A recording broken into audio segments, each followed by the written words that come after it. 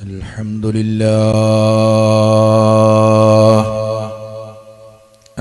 لله نحمده ونستعينه ونؤمن به ونتوكل عليه ونعوذ بالله من شرور أنفسنا ومن سيئات أعمالنا من يهده الله فلا مضل له ومن يضلله فلا هادي له نشهد أن لا إله إلا الله وحده لا شريك له ونشهد أن محمدا عبده ورسوله أرسله بالهدى ودين الحق ليظهره على الدين كله ولو كره المشركون إن أريد إلا الإصلاح ما استطعت وما توفيقي إلا بالله عليه توكلت وإليه أنيب إن أريد إلا الإصلاح ما استطعت وما توفيقي إلا بالله عليه توكلت وإليه أنيب إن أريد إلا الإصلاح ما استطعت وما توفيقي إلا بالله عليه توكلت وإليه أنيب رب اشرح لي صدري ويسر لي أمري واحلل عقدة من لساني يفقهوا قولي رب اشرح لي صدري ويسر لي أمري واحلل عقدة من لساني يفقهوا قولي رب اشرح لي صدري ويسر لي أمري واحلل عقدة من لساني يفقهوا قولي أعوذ بالله من الشيطان الرجيم بسم الله الرحمن الرحيم والذين جاهدوا فينا لنهدينهم سبلنا وإن الله لمع المحسنين قال حبيبنا ونبينا محمد صلى الله عليه وسلم والذي نفسي بيده لتأمرن بالمعروف ولتنهون عن المنكر أو ليوشكن الله عليكم عقابا منه ثم تدعونه فلا يستجاب لكم رواه الترمذي قال رسول الله يا مصطفى يا مرتضى يا سندي يا سيدي يا شفيعي خذ بيدي أزكى صلاة وسلام سرمدي عليك من رب العباد الصامدي بسطت كفا فاكدي والندبي أرجو جزيل فضلكم والكرم يا مصطفى يا مرتضى يا سندي يا سيدي يا شفيعي خذ بيدي على محمد سيدنا ونبينا محمد ആദരണീയരായ ഈ മഹത്തായ വേദിയുടെ അധ്യക്ഷൻ മൊയ്തീൻ ഫൈസി ഉസ്താദ്, ബഹുമാന്യരായ ഈ മഹത്തായ വേദി ഉദ്ഘാടനം ചെയ്ത സയ്യിദ് അഷ്റഫ് തങ്ങൾ ദാരിമി, ആദരണീയരായ മഹാന്മാരായ സാദാത്യങ്ങൾ, പണ്ഡിതന്മാർ, സ്നേഹമുള്ള സമസ്തയുടെയും പോഷകഘടകങ്ങളെയും കർമ്മോത്സുകരായ നേതാക്കൾ, പ്രിയപ്പെട്ട സഹോദര സഹോദരിമാർ, സത്യവിശ്വാസികൾ, മുഅ്മിനീങ്ങൾ, അസ്സലാമു അലൈക്കും വറഹ്മത്തുള്ളാഹി വബറകാതുഹു. അല്ലാഹു സുബ്ഹാനഹു തആല മഹാന്മാരായ ബദരീങ്ങൾ അസ്മാ ചൊല്ലുന്ന മജ്ലിസുൻ നൂറിന്റെ 2ാം വാർഷിക പരിപാടിയോടനുബന്ധിച്ച് ഈ മഹത്തായ സമ്മേളനത്തിൽ നാം ഒത്തുകൂടിയത് നമ്മിൽ നിന്ന് അല്ലാഹു ഒരു സ്വാലിഹായ അമലായി കബൂൽ ചെയ്യട്ടെ. എന്തൊരു ഉദ്ദേശ ലക്ഷ്യം വെച്ചുകൊണ്ടാണോ നാം ഇവിടെ ഒരുമിച്ച് കൂടിയെങ്കിൽ സർവശക്തനായ അല്ലാഹു ആ ലക്ഷ്യം നമുക്ക് പൂർത്തീകരിച്ച് തരട്ടെ. നമുക്ക് വേണ്ടി പ്രവർത്തിച്ചുകൊണ്ട് നമ്മോട് വിട പറഞ്ഞു പോയ മഹാന്മാരായ മശായിഖുമാർ, ഉസ്താദുമാർ, പൂർവികരായ നമ്മുടെ നേതാക്കന്മാർ, അവർ കാണിച്ചെന്ന വഴിയിലൂടെ ജീവിച്ച് മരിക്കാൻ അള്ളാഹു നമുക്ക് തൗഫീക്ക് നൽകട്ടെ.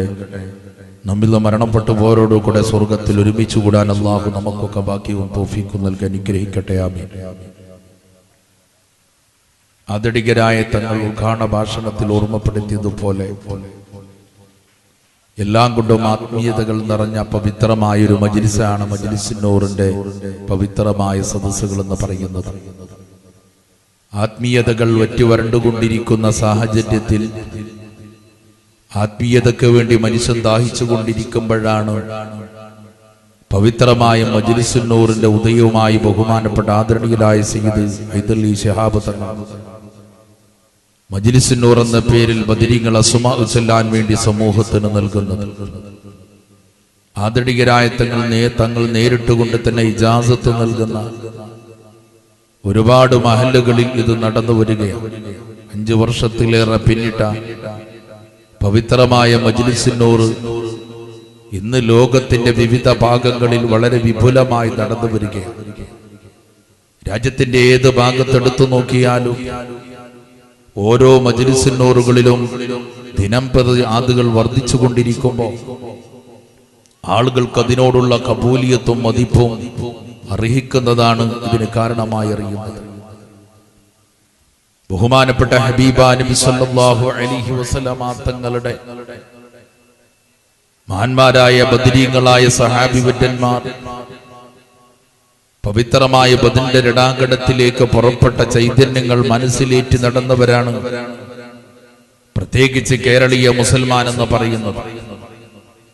കേരളത്തിലെ മലബാർ ഏരിയയെക്കുറിച്ച് ഏതൊരു മുസൽമാന്റെയും മനസ്സിന്റെ ഉൾത്തളത്തിൽ കുടിലം കൊണ്ടുന്ന 2 നാമങ്ങളുണ്ട്. ചെറുപ്പത്തിൽ തന്റെ ഉമ്മ അമ്മിഞ്ഞ പാല് നൽകുന്ന വേളയിൽ തന്റെ കുഞ്ഞിന് എന്തെങ്കിലും പ്രയാസങ്ങൾ ഉണ്ടാകുമ്പോ നമ്മളൊക്കെ പറയാറുള്ള പ്രയാസ പ്രതിസന്ധി ഘട്ടങ്ങൾ പറയാറുള്ള 2 വാക്കുകൾ മമ്പർത്തങ്ങളെ ബദരീങ്ങളെ കാക്കണയാണ്.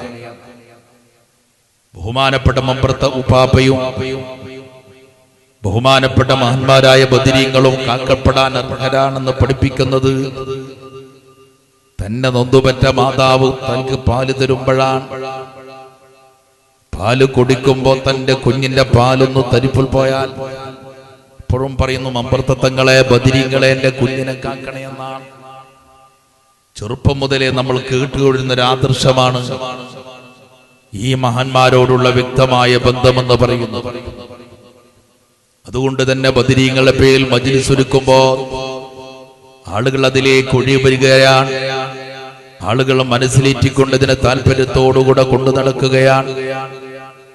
എന്റെ പ്രിയപ്പെട്ടവരെ, മജ്ലിസുന്നൂർ വിജയിച്ചു വരാനുള്ള ഏറ്റവും പ്രധാനപ്പെട്ട ഘടകം നമ്മുടെ രാജ്യത്ത് ഒരുപാട് സ്വലാത്തിന്റെ സദസ്സുകൾ കാണാം, ഒരുപാട് മറ്റു മജ്ലിസുകൾ കാണാം. പക്ഷെ അതിലുപരിയായി മനസ്സിന്റെ ഉൾത്താളത്തിൽ ആളുകൾ സൂക്ഷിക്കുകയാണ് പവിത്രമായ മജ്ലിസുന്നൂറിനെ എതിർത്തവർ പോലും അംഗീകരിക്കേണ്ടി വരുന്നോർത്ത ഭാഗത്തേക്ക് തിരിക്കുകയാണ്. എന്തേ അതിന് കാരണം? ബഹുമാനപ്പെട്ട പവിത്രമായ മജ്ലിസുന്നൂറിലൂടെ പറയുന്നത് ലോകത്തിലെ ഏറ്റവും വലിയ മഹാന്മാരായ ഔലിയാഇന്റെ നാമമാണ്. ആ ഔലിയാഇന്റെ നാമം ചൊല്ലാൻ വന്ന ഇജാസത്തിന്റെ വഴി എന്ന് പറയുന്നത് പവിത്രമായ റൂട്ടിലൂടെയാണ്. ഇത് രണ്ടും സമ്മേളിച്ചപ്പോ മജ്ലിസുന്നൂർ ആളുകൾ വർദ്ധിക്കുകയാണ്. അല്ലാഹു സുബ്ഹാനഹു തആല ഈ പ്രപഞ്ചം തന്നെ നിലനിർത്തുന്ന തങ്ങൾ ഓർമ്മപ്പെടുത്തിയതുപോലെ മഹാന്മാരായ ഔലിയാഇനെ കൊണ്ടാണ്. ലൗലാ ശുയൂഖുൻ ലിൽ ഇലാഹി റുകഊ വസ്ബിയതും മിനൽ യതാമാ റുഅൂ വമുഹ്മലാതും ഫിൽ ഫലാത്തി റുതഊ സുബ്ബ അലൈകുമുൽ അദാബുൽ ഔജഊ. മഹാനായ മുല്ല അലിയുൽ ഖാരി തന്റെ മിർകാത്തിൽ രേഖപ്പെടുത്തുന്നതാണ് ഈ കവിതാശകലം. അല്ലാഹുവിന്റെ റസൂലിന്റെ പവിത്രമായ ഹദീസ് ഉദ്ധരിച്ചുകൊണ്ടാ പറയുന്നത്, ലൗലാ ശയൂഖുൻ ലിൽ ഇലാഹി റുകഊ. സർവശക്തനായ റബ്ബിനെ ഇഖ്ലാസോടുകൂടെ ഇബാദത്ത് ചെയ്യുന്ന ഈ ലോകത്ത് അല്ലാഹുവിന്റെ പരിശുദ്ധാത്മാക്കളായ മശായിഖുമാരില്ലായിരുന്നുവെങ്കിൽ വസ്ബിയത്തും മീനൽ യതാമാ റുഅൂ മുലുകുടിക്കുന്ന പിഞ്ചു പൈതങ്ങൾ ഭൂമിയിലായിരുന്നുവെങ്കിൽ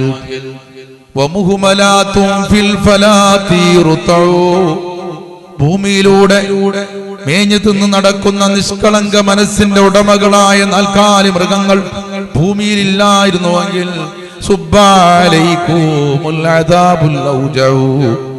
മനുഷ്യ താൻ ചെയ്യുന്ന നിർഗേട് കാരണമായി അള്ളാഹു അവന്റെ വേദനാജനകമായ ശിക്ഷ ഇറക്കി നിന്നെ പരീക്ഷിക്കുമായിരുന്നു എന്ന് പരിശുദ്ധ നബി ഓർമ്മപ്പെടുത്തുകയാണ്. അള്ളാന്റെ റസൂലിന്റെ ഓർമ്മപ്പെടുത്തലായത്. എന്റെ പ്രിയപ്പെട്ടവരെ, ഈ പ്രപഞ്ചം നിലനിൽക്കാൻ നിമിത്തമായത് അള്ളാഹുവിന്റെ മശായിഖന്മാരാണ്. അതുകൊണ്ട് തന്നെ ആദം നബി അലൈഹിസ്സലാം മുതൽ ലോകാവസാനം വരെ പ്രപഞ്ചത്തിന്റെ നിഴലായ ഔലിയ ഉണ്ടാകുന്നതാണ്. ബഹുമാനപ്പെട്ട ഔലിയാന്റെ സാന്നിധ്യമുള്ള ഉപരിതലത്തും ഭൂമിയുടെ ഉള്ളറയിൽ ചെന്നാലും അവിടെ സാന്നിധ്യമുള്ള ഇടങ്ങളിൽ മനുഷ്യന് രക്ഷയുണ്ടാകുന്നതാണ്. രാജ്യത്ത് സുനാമി എന്ന് പറയുന്ന പ്രത്യേകമായ ഒരു ദുരന്തം വന്നോ. ഇന്തോനേഷ്യയിലാണ് സുനാമിന്റെ ഉറവിടമായി കണ്ടത്. ലോകത്ത് 1-ാം സ്ഥാനം മുസ്ലിമീങ്ങൾ ഇന്തോനേഷ്യയിലാണ്. ലോകത്ത് 2-ാം സ്ഥാനം മുസ്ലിമീങ്ങൾ നമ്മുടെ ഭാരതത്തിലാണ്. ഇന്തോനേഷ്യയിൽ അതിന്റെ ഉറവിടമായി ലക്ഷക്കണക്കിന് ആളുകൾ ആ കടൽപ്പരപ്പിലെ കടലിന്റെ ഉൾത്തളത്തിലുണ്ടായ ആ ഭൂകമ്പത്തിന്റെ കാരണമായി ഒരുപാട് ആളുകൾ മരണപ്പെട്ടു പോയി. പല ആളുകളും പലതും അതിനെ കുറിച്ച് ദുരന്തമായി വിലയിരുത്തി. പക്ഷേ എന്റെ പ്രിയപ്പെട്ടവരെ, കടലിന്റെ മധ്യഭാഗത്ത് കേരളത്തിന്റെ ദ്വീപായിരിക്കുന്ന ലക്ഷദ്വീപുകളിലാണ് അതിന്റെ വേളയിൽ ഞാനുള്ളത്. സുനാമി നടക്കുമ്പോ ലക്ഷദ്വീപിൽ പ്രഭാഷകനായി പോയതാ. ലക്ഷദ്വീപിലുള്ള സമയത്ത് കേരളത്തിൽ ആളുകൾ വിളിച്ചു പറയുകയാണ്, അറബിക്കടലിന്റെ ഒരു ഭാഗത്ത് തന്നെയാണ് സുനാമിയുടെ അലയൊലികൾ വരുമ്പോഴും അറബിക്കടലിന്റെ ഒരു ഭാഗത്ത് കേവലം മൺകൂടയായി വെള്ളത്തിന് മുമ്പിൽ പൊങ്ങി നിൽക്കുന്ന ആ ലക്ഷദ്വീപുകളെ സുനാമിയുടെ തിരമാലകൾ അടർത്തിയെടുത്തില്ലെന്ന് മാത്രമല്ല, അതിന്റെ തിരമാലകളെ ഇളക്കം കൂടും വർദ്ധിച്ചതില്ല. കാരണം എന്തേ? അതിൽ മറുപട്ട് കിടക്കുന്ന അല്ലാഹുവിന്റെ ഉലിയാക്കന്മാരാണ്. സയ്യിദുനാ അബൂബക്കർ സിദ്ദീഖ് റളിയല്ലാഹു തആലാന്റെ പേരക്കിടാവ് ബഹുമാനപ്പെട്ട അല്ലാഹുവിന്റെ ഉലിയാക്കന്മാർ സമുന്നതനായ ബഹുമാനപ്പെട്ട അല്ലാഹുവിന്റെ ഉലിയാക്കന്മാർ സമുന്നതന്മാർ ബഹുമാനപ്പെട്ട ഖാസിം വലിയുല്ലാഹി റളിയല്ലാഹു തആലാനെ പോലെയുള്ള ബഹുമാനപ്പെട്ട ഉബൈദുല്ലാഹ് റളിയല്ലാഹു തആലാനെ പോലെയുള്ള ബഹുമാനപ്പെട്ട യൂസുഫുർ റബ്ബാനി റളിയല്ലാഹു തആലാനെ പോലെയുള്ള നിറഞ്ഞ മഹാന്മാരായ ഔലിയ ആണ് അവിടെ മറവിട്ട് കിടക്കുന്നത്. ഖാസിം വലിയുള്ള രാജ്യത്ത് വന്നപ്പോ ദീപകാരെ ഇസ്ലാമിലേക്ക് ക്ഷണിച്ചപ്പോ ചില ആളുകൾക്ക് വരാൻ മടിയായപ്പോ ഞാൻ തന്റെ കാലുകൊണ്ടൊരു ചെവിട്ട് വെച്ചുകൊണ്ട് പറഞ്ഞു, ആ ഭൂമിയോട്, ഭൂമി നീ എന്നെ അറിഞ്ഞല്ലോ, പക്ഷേ ഈ ഭൂമിയുടെ ഉപരിതലത്തിലുള്ള ആളുകൾ എന്നെ അറിഞ്ഞിട്ടില്ലെന്ന് പറഞ്ഞ് ആ ദ്വീപിനെ തന്റെ കാലുകൊണ്ടൊരു ചെവിട്ട് കൊടുത്തപ്പോ ആ ദ്വീപ് ഒരു ഭാഗത്ത് ചെരിഞ്ഞു നിൽക്കുകയാണ്. 7 ദ്വീപുകളിൽ നിന്നൊരു ദ്വീപ് പതുക്കെ ചെരിഞ്ഞു നിൽക്കുന്നത് കാണാ. കപ്പലിൽ നഗരം നോക്കുമ്പോ കാണാൻ കഴിയുന്നതാ ദുരന്തം വരാതിരുന്നത് ഔലിയ ഉണ്ടായതുകൊണ്ടാണ്. ഭാരതത്തിന്റെ രാജ്യങ്ങളുടെ ഭൂപടം എടുത്തു നോക്കുമ്പോ, നമ്മുടെ ഇന്ത്യയുടെ ഭൂപടം എടുത്തു നോക്കുമ്പോ കേരളം ഒരു വരമ്പ് വെച്ചതുപോലെയാണ്. ആ വലിയ ദുരന്തങ്ങൾ എന്തുകൊണ്ട് കേരളത്തിലേക്ക് കടന്നു വന്നില്ല? കേരളത്തിൽ അങ്ങകലെ കന്യാകുമാരി മുതൽ ഈ ഭാഗത്ത് കാസർഗോഡ്, അതിന്റെ അപ്പുറത്ത് ഉള്ളാള് വരെ മറുപട്ട് കിടക്കുന്നത് അല്ലാഹുവിന്റെ ഔലിയാക്കന്മാരാണ്. തീരപ്രദേശത്താണ് ഒട്ടുമിക്ക ഔലിയാവും മറവിട്ട് കിടക്കുന്നത്. റബ്ബിന്റെ ദുരന്തം കടലിലൂടെ നമ്മുടെ രാജ്യത്ത് വരാതിരിക്കാൻ അവർ കാക്കുകയാണ്. പ്രപഞ്ചത്തിൽ ദുരന്തം വരാതിരിക്കാൻ പടച്ചതും വരാൻ ഏൽപ്പിക്കപ്പെട്ടവരാണ് അല്ലാഹുവിന്റെ ഔലിയ എന്ന് പറയുന്നത്. ആ ഔലിയാക്കന്മാരെ ചരിത്രം നിരന്തരമായി വിശുദ്ധ ഖുർആൻ എടുത്തു പറഞ്ഞിട്ടുണ്ട്. ഒരു സൂറത്തിന് തന്നെ വ്യത്യസ്ത സൂറത്തുകൾക്ക് തന്നെ വിശുദ്ധ ഖുർആൻ ഔലിയാന്റെ നാമകരണം ചെയ്തു. സയ്യിദുനാ ലുഖ്മാനുൽ ഹകീം റളിയല്ലാഹു തആല അൻഹു ഏറ്റവും വലിയ മഹാനായ വലിയായിരുന്നു. അദ്ദേഹത്തിന്റെ പേരിൽ വിശുദ്ധ ഖുർആൻ ഒരു സൂറത്ത് തന്നെ നൽകി. ലോകത്തിലെ മഹാനായിരിക്കുന്ന പ്രവാചകൻ സയ്യിദുനാ മസീഹുല്ലാഹി ഈസാ അലൈഹിസ്സലാമിന് ജന്മം നൽകിയത് വലിയത്തായ പെണ്ണാട് മഹദിയായ മറിയം ബീവി റളിയല്ലാഹു തആല അൻഹാ. ആ മറിയം ബീവിയുടെ പേരിലും വിശുദ്ധ ഖുർആൻ ഒരു സൂറത്ത് നൽകി. ലോകത്തിലെ മഹാന്മാരായ 3 ഔലിയായിന്റെ ചരിത്രം പറയുന്ന സൂറത്തുൽ കഹ്ഫ് 3 തവണ വെള്ളിയാഴ്ച ദിവസം ഓതണം. ആണും പെണ്ണും ഒരുപോലെ എന്ന് പരിശുദ്ധ നബി പഠിപ്പിച്ചു. ഹബീബാ നബി 3 തവണ ഓതുകയും നമ്മോട് ഓതാൻ കൽപ്പിക്കുകയും ചെയ്തു. എന്തേ? അതിൽ 3 ഔലിയായിന്റെ ചരിത്രമാണ് പറയുന്നത്. ബഹുമാനപ്പെട്ട അല്ലാഹുവിന്റെ മഹാന്മാരായ അസ്ഹാബുൽ കഹ്ഫിന്റെ ചരിത്രമാ. ലോകത്തിന്റെ 2 ദിക്കുകളെയും കീഴ്പ്പെടുത്തിയ മഹാന്മാരായിരിക്കുന്ന അല്ലാഹുവിന്റെ ഔലിയാക്കന്മാരുടെ നേതാവായി ജീവിക്കുന്ന മഹാനായ ദുൽഖർനൈൻ റളിയല്ലാഹു തആലാന്റെ ചരിത്രമാ. ഔലിയായിന്റെ നേതാവായി പ്രവാചകനായി സമൂഹത്തിൽ ഇന്നും ജീവിച്ചുകൊണ്ടിരിക്കുന്ന സയ്യിദിന ഖിദ്ർ അലൈഹിസ്സലാമിന്റെ ചരിത്രമാണ്. 3 മഹാന്മാരുടെ ചരിത്രം സൂറത്തുൽ കഹ്ഫിൽ പറഞ്ഞപ്പോ അതും വെള്ളിയാഴ്ച 3 തവണ മോദണമെന്ന് പരിശുദ്ധ നബി പഠിപ്പിക്കുകയാ. എന്തിനാ വെള്ളിയാഴ്ച തന്നെ സൂറത്തുൽ കഹ്ഫ് ഓതാൻ പഠിപ്പിച്ചത്? അല്ലാഹുവിന്റെ അന്ത്യനാളം കിടക്കുക, ദുരന്തം വരിക വെള്ളിയാഴ്ചയാണെന്ന് പരിശുദ്ധ നബി ഓർമ്മപ്പെടുത്തുകയാ. ഖിയാമത്ത് നാളിന്റെ വലിയ ദുരന്തമായ മസീഹുദ് ദജ്ജാലിന്റെ വരവോ വെള്ളിയാഴ്ചയാണ്, അവന്റെ പുറപ്പാടിന്റെ തുടക്കമെന്ന് പരിശുദ്ധ നബി സല്ലല്ലാഹു അലൈഹി വസല്ലം തങ്ങൾ പഠിപ്പിച്ചതാ. അതുകൊണ്ട് തന്നെ പരിശുദ്ധ നബി ദജ്ജാലിനെ കുറിച്ച് പറഞ്ഞപ്പോ ഭയപ്പാടോടുകൂടെ ആശങ്കയോടുകൂടെ നിൽക്കുന്ന മഹാന്മാരായ സഹാബിവര്യന്മാർ പരിശുദ്ധ നബിയോട് ചോദിക്കുകയാണ്, നബിയേ ദജ്ജാല് വരുമ്പോ ഞങ്ങൾക്ക് രക്ഷപ്പെടാൻ ഞങ്ങൾ എന്താണ് ചൊല്ലേണ്ടത്? അന്റെ റസൂല് പറഞ്ഞു, അലൈഹി അവ്വല സൂറത്തുൽ കഹ്ഫ്, സൂറത്തുൽ കഹ്ഫിന്റെ ആദ്യ ഭാഗം അവന്റെ മേൽ അങ്ങ് നിങ്ങൾ ഓതിക്കൊടുക്കുക. മസീഹുദ് ദജ്ജാലിനെ കുറിച്ച് കാവലുണ്ടാകുമെന്ന് ബഹുമാനപ്പെട്ട അഷ്റഫുൽ വറാ ത്വാഹ റസൂലുള്ളാഹി സല്ലല്ലാഹു അലൈഹി വസല്ലം ഓർമ്മപ്പെടുത്തുമ്പോ ഈ പ്രപഞ്ചത്തിൽ കഴിഞ്ഞു പോയ മഹാന്മാരായ ഒരുപാട് ഔലിയായിന്റെ ചരിത്രമാ വിശുദ്ധ ഖുർആൻ എടുത്തു പറഞ്ഞത്.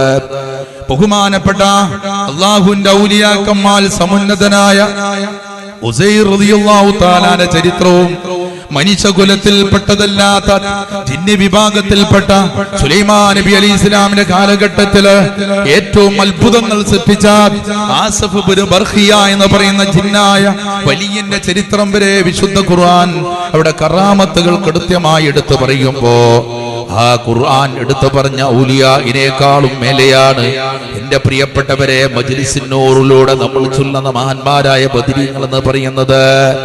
എന്തേ അതിന് കാരണം? ബഹുമാനപ്പെട്ട ബദരീങ്ങളിൽ ഒന്നാമനെന്ന് പറയുന്നത് അഷ്റഫുൽ വറാ ത്വാഹ റസൂലുള്ളാഹി. വിശുദ്ധ റമളാൻ, ആ റമളാൻ 17-നാണ് 12 രടാങ്കണത്തിൽ കൊടുമ്പിരി കൊള്ളുന്നത്. മുന്നേ നോമ്പ് നോറ്റ് പരിചയമില്ലാത്തവരാണ്, ആദ്യമായി നോമ്പ് പിടിക്കുന്നവരാ. മഹാന്മാരായ സഹാബിവര്യന്മാർ പഷ്ണി കടന്നുകൊണ്ട് വിശന്നുകൊണ്ട് ബദറിലേക്ക് പുറപ്പെടുകയാണ്. ഹബീബാ നബി കരഞ്ഞുകൊണ്ട് പ്രാർത്ഥിക്കുകയാണ്, അല്ലാഹുമ്മ ഇന്നഹും ജിയാഉൻ, പടച്ചവനെ അവർ വിശന്നവരാണ്, വഉറാത്തുൻ, ഉടുതുണിക്ക് മറുതുണിയില്ലാത്തവരാ. അതുകൊണ്ട് ഫാസിബിഉഹും, അവർക്ക് നീ വയറ് നിറച്ച് ഭക്ഷണം കൊടുക്കണേ. വക്സുഹും, അവർക്ക് നീ ആഹാരം നൽകണേ. അവരെ ചുട്ടെടുക്കാനുള്ള വസ്ത്രം നൽകണേ എന്ന് പറഞ്ഞ് പടച്ചതമ്പുരാൻ പ്രാർത്ഥിച്ചുകൊണ്ടാണ് ബദറിലേക്ക് ബഹുമാനപ്പെട്ട സഹാബിവര്യന്മാരെ കൊണ്ടുപോകുന്നത്. അതിന്റെ രടാങ്കണം കുഴുപിടി കൊള്ളുന്നതിന് മുമ്പ് തന്നെ രടാങ്കണം വീക്ഷിക്കാൻ വേണ്ടി ബഹുമാനപ്പെട്ട ഹബീബാ നബി സല്ലല്ലാഹു അലൈഹി വസല്ലം തങ്ങൾക്ക് അല്ലാഹുവിന്റെ റസൂലിനെ മഹാന്മാരായ സഹാബാക്കൾ പ്രത്യേകമായൊരു കൂടാരം വെച്ച് കെട്ടിക്കൊടുക്കുകയാണ്. ഇരീശ് എന്നാണ് അതിന്റെ പേര്. ഒരു പന്തൽ കെട്ടിക്കൊടുക്കുകയാണ്. ഹബീബാ നബി ആ പന്തിൽ നിന്നുകൊണ്ടാണ് രടാങ്കണം വീക്ഷിക്കുന്നത്. കൂട്ടുകാരനായ അബൂബക്കർ കാവൽക്കാരനായി കൂടിയുണ്ട്. 10 രടാങ്കണത്തിൽ കൊടുമ്പിരി കൊള്ളുമ്പോ തനിക്ക് പരാജയം വരുമോ എന്ന് പരിശുദ്ധ നബി ആശങ്കപ്പെടുകയാണ്. അല്ലാഹുവിന്റെ റസൂൽ ആദ്യം സുജൂദിൽ അങ്ങ് വീണു, പിന്നീട് സുജൂദിൽ നിന്ന് എണീറ്റു. 2 കൈകളും പടച്ചതമ്പുരാന്റെ മുമ്പിലേക്ക് ഉയർത്തി. കക്ഷം കാണുന്ന നിലയിൽ 2 കരങ്ങളും ഉച്ചത്തിൽ അങ്ങ് ഉയർത്തി അങ്ങ് പിടിച്ചപ്പോ ഹബീബാ നബി പൊട്ടിക്കരയുകയാണ്. അശ്രുകണങ്ങൾ പൊഴുക്കുകയാണ്. അല്ലാഹുവിന്റെ റസൂലിന്റെ തോളിലിരുന്ന തട്ടം താഴോട്ട് വീണു പോവുകയാണ്. ഹബീബാ നബിയുടെ കരച്ചിൽ കേട്ടപ്പോ അഭിമുഖമായി നിൽക്കുന്ന സയ്യിദനാ അബൂബക്കർ സിദ്ദീഖ് അബൂബക്കർ സിദ്ദീഖ് റളിയല്ലാഹു അൻഹു അഭിമുഖമായി നിന്ന് ഹബീബാ നബിയെ നേരിട്ട് കാണുമ്പോ അള്ളാന്റെ റസൂല കക്ഷം കാണുകയാണ്. ജീവിതത്തിൽ ആദ്യമാണ് കൗതുകമേറിയ കക്ഷം കാണുന്നത്. സിദ്ദീഖുൽ അക്ബർ പിൽക്കാലത്ത് പറയുകയുണ്ടായി, അള്ളാന്റെ റസൂല് കരഞ്ഞപ്പോഴും എന്റെ നോട്ടം ഹബീബാ നബിയുടെ കക്ഷത്തിലേക്കാണ്. എന്തൊരു കൗതുകമാണ് കാണാൻ, അപൂർവമായി കാണുന്നതാണല്ലോ. ആ സൗന്ദര്യമായ കക്ഷത്തിലേക്ക് ഞാൻ കുറെ നോക്കി നിന്നു. ഹബീബാ നബിയുടെ കരച്ചിൽ മുറുകുകയാ, തോടിലുള്ള തട്ടം താഴോട്ട് വീണുപോവുകയാ. വിതുമ്പിക്കരിയുന്ന പരിശുദ്ധ നബിയുടെ കണ്ണുനീര് കണങ്ങൾ ഭൂമിയിൽ ഉട്ടുകയാ. അല്ലാഹുമ്മൻസുർ ജുയൂശൽ മുസ്ലിമീൻ, പടച്ചവനെ മുസ്ലിം സൈന്യത്തെ നീ സഹായിക്കണേ റബ്ബേ. ഈ മുസ്ലിം സൈന്യത്തെ നീ പരാജയപ്പെടുകയാണെങ്കിൽ മാ ഉബിദ ഫീ ഹാദിഹിൽ അർദ്, ഈ ഭൂമിയിൽ നിന്നെ ആരാധിക്കാൻ ആളുകൾ ഉണ്ടാവില്ല റബ്ബേ. അതുകൊണ്ട് ഈ പ്രപഞ്ചത്തിൽ ബദരീങ്ങളെ സഹായിക്കണേ എന്ന് പറഞ്ഞ് ബഹുമാനപ്പെട്ട ഹബീബാ നബി സല്ലല്ലാഹു അലൈഹി വസല്ലം തങ്ങൾ പൊട്ടിക്കരഞ്ഞപ്പോ ബഹുമാനപ്പെട്ട സിദ്ദീഖുൽ അക്ബർ എന്നവർ തോളിലുള്ള തട്ടം ഹബീബാ നബിയുടെ തോളിൽ വെച്ച് കൊടുക്കുകയാ. ബഹുമാനപ്പെട്ട ഹബീബാ നബിയുടെ കണ്ണുനീര് തുടച്ചു കൊടുക്കുകയാണ്. ഹബീബാ നബിയുടെ മുഖത്ത് ഉമ്മ വെച്ചുകൊണ്ട് പറഞ്ഞു, മൽ ബുകാഉ യാ റസൂലല്ലാഹ്, അല്ലാഹുവിന്റെ റസൂലേ ഇതൊരു കരച്ചിലാ. രണ്ടാലൊരു സൈന്യം കൊണ്ടങ്ങേ സഹായിക്കാമെന്ന് പടച്ച തമ്പുരാൻ പറഞ്ഞിട്ടില്ലയോ? അങ്ങെന്തിനാ ദുഃഖിക്കുന്ന? റബ്ബിന്റെ സഹായം വരുമെന്ന് പറഞ്ഞു തീർന്നില്ല. സയ്യിദിനാ ജിബ്രീൽ അലൈഹിസ്സലാമിന്റെ നേതൃത്വത്തിൽ 2000 മലക്കുകൾ ഇറങ്ങി വരികയാണ്. ഹബീബായ മുസ്തഫ നബിയുടെ വലഭാഗത്ത് വന്ന് നിൽക്കുകയാ. വീണ്ടും ബഹുമാനപ്പെട്ട മീകായീലിന്റെ നേതൃത്വത്തില് 2000 മലക്കുകൾ ഇറങ്ങി വരികയാണ്. മുസ്തഫ നബിയുടെ ഇടതുഭാഗത്ത് വന്ന് നിൽക്കുകയാണ്. ബഹുമാനപ്പെട്ട ഇസ്രാഫീൽ അലൈഹിസ്സലാമിന്റെ നേതൃത്വത്തില് വീണ്ടും 1000 മലക്കുകൾ ഇറങ്ങി വരികയാണ്. മുസ്തഫ നബിയുടെ മുൻവശത്ത് വന്ന് നിൽക്കുകയാ. മലാക്കന്മാരുടെ സാന്നിധ്യമാ. ഇബ്ലീസിന്റെ സൈന്യങ്ങൾ ഓടിപ്പോവുകയാ. കൊടുമ്പിരി കൊള്ളുന്ന ബദറിന്റെ രടാങ്കടത്തില് ബഹുമാനപ്പെട്ട സഹാബിവരന്മാരെ രക്ഷിക്കാൻ കൂടിയുണ്ടായ മഹാന്മാരായ ബദരീങ്ങൾ. എന്റെ പ്രിയപ്പെട്ടവരെ, ലോകത്തെ ഏറ്റവും പവർ കൂടിയവർ അവർ തന്നെയാ. റസൂൽ സല്ലല്ലാഹു അലൈഹി വസല്ലമ തങ്ങളുടെ മുമ്പിൽ മുഖറബായ മലിക് ജിബ്രീൽ അലൈഹിസ്സലാം ഒരു തവണ വന്നുകൊണ്ട് ചോദിക്കുകയുണ്ടായി, അല്ലാഹുവിന്റെ റസൂലേ, ബദറിൽ പങ്കെടുത്ത സഹാബികളെ കുറിച്ച് എന്താണ് നിങ്ങളുടെ അഭിപ്രായം? അല്ലാഹുവിന്റെ റസൂല് പറഞ്ഞു, മിൻ അഫ്ളലിൽ മുസ്ലിമീൻ, ലോകത്ത് കഴിഞ്ഞു പോയതും വരാനിരിക്കുന്നതുമായ മുസ്ലിമീങ്ങളിൽ ഏറ്റവും പ്രധാനികൾ ബദറിൽ പങ്കെടുത്തവരാണെന്ന് പറഞ്ഞപ്പോ ബഹുമാനപ്പെട്ട ഹബീബാ നബിയോട് ജിബ്രീൽ അലൈഹിസ്സലാം തുറന്നു പറഞ്ഞു, വകദാലിക മൻ ഹദറ ബദറൻ മിനൽ മലായിക, മലക്കുകളിൽ നിന്ന് ബദറിൽ പങ്കെടുത്ത മലക്കുകളും മലക്കുകളിൽ ഏറ്റവും പ്രധാനികളാണെന്ന് പറഞ്ഞു ബഹുമാനപ്പെട്ട ഹബീബാ നബിയുടെ മുമ്പിൽ ആശ്ചര്യപ്പെടുകയാണ്, അഭിമാനം നടക്കുകയാണ്. സയ്യിദുനാ ജിബ്രീൽ അലൈഹിസ്സലാം ലോകത്ത് കഴിഞ്ഞു പോയ മഹാരഥന്മാരില്, വരാനിരിക്കുന്ന മഹാരഥന്മാരില് അവരെല്ലാവരുടെയും കൂട്ടത്തിൽ പ്രധാനികൾ എന്ന് പറയുന്നത് ബഹുമാനപ്പെട്ട ബദരീങ്ങളാ. ആ ബദരീങ്ങൾ ഒന്നാമനെന്ന് പറയുന്നത് അഷ്റഫുൽ വറാ ത്വഹ റസൂലുള്ളാഹി. ബദരീങ്ങൾ രണ്ടാമനെന്ന് പറയുന്നത് ബഹുമാനപ്പെട്ട ഹബീബാ നബി അഫ്ളലുൽ ബശരി ബഅദൽ അംബിയാ. ലോകത്ത് കഴിഞ്ഞു പോയ പ്രവാചകന്മാരുണ്ടല്ലോ, പ്രപഞ്ചത്തിൽ മാനവരിൽ പ്രധാനികൾ അവർ തന്നെയാ. ആ അംബിയായിന് ശേഷം മനുഷ്യലേറ്റവും പ്രധാനികളെന്ന് ഹബീബാ നബി വിശേഷിപ്പിച്ച സയ്യിദുനാ അബൂബക്കർ സിദ്ദീഖ് റളിയല്ലാഹു തആല അൻഹുവാണ് ബദരീങ്ങൾ രണ്ടാമനെന്ന് പറയുന്നത്. അതുകൊണ്ട് തന്നെയാണ് ലോകത്തിലെ ഏറ്റവും വലിയ ഔലിയാക്കന്മാർ അവരായിത്തീരുന്നത്. ആരാണ്? സയ്യിദുനാ അബൂബക്കർ സിദ്ദീഖ് റളിയല്ലാഹു തആല അൻഹു. ആഖിറത്തെ ഓർത്തുകൊണ്ട് പൊട്ടിക്കരഞ്ഞവരാ. കരഞ്ഞ് കരഞ്ഞ് കണ്ണുനീരൊഴുകിയപ്പോ തന്റെ മെലിഞ്ഞൊട്ട ആ ശരീരമുണ്ടല്ലോ, പെടുപെടുത്ത തന്റെ ശരീരത്തില് ആ മെലിഞ്ഞൊട്ടിയ കവൾത്തടത്തിലൂടെ ആഖിറത്തെ ഓർത്തുകൊണ്ട് വിതമ്പിക്കരഞ്ഞപ്പോ കണ്ണുനീരൊഴുകിയ, ചാലിട്ടൊഴുകിയ ആ കണ്ണുനീരൊഴുകുന്ന ഭാഗത്ത് ഖത്താനി അസ്വദാനി മിൻ ബുകായി, കരച്ചിലിന്റെ കാഠിന്യമായി ആ കവൾത്തടത്തിൽ കറുത്ത 2 വര വീണു എന്നാണ് ഭാരതന്മാർ രേഖപ്പെടുത്തി വെക്കുന്നത്.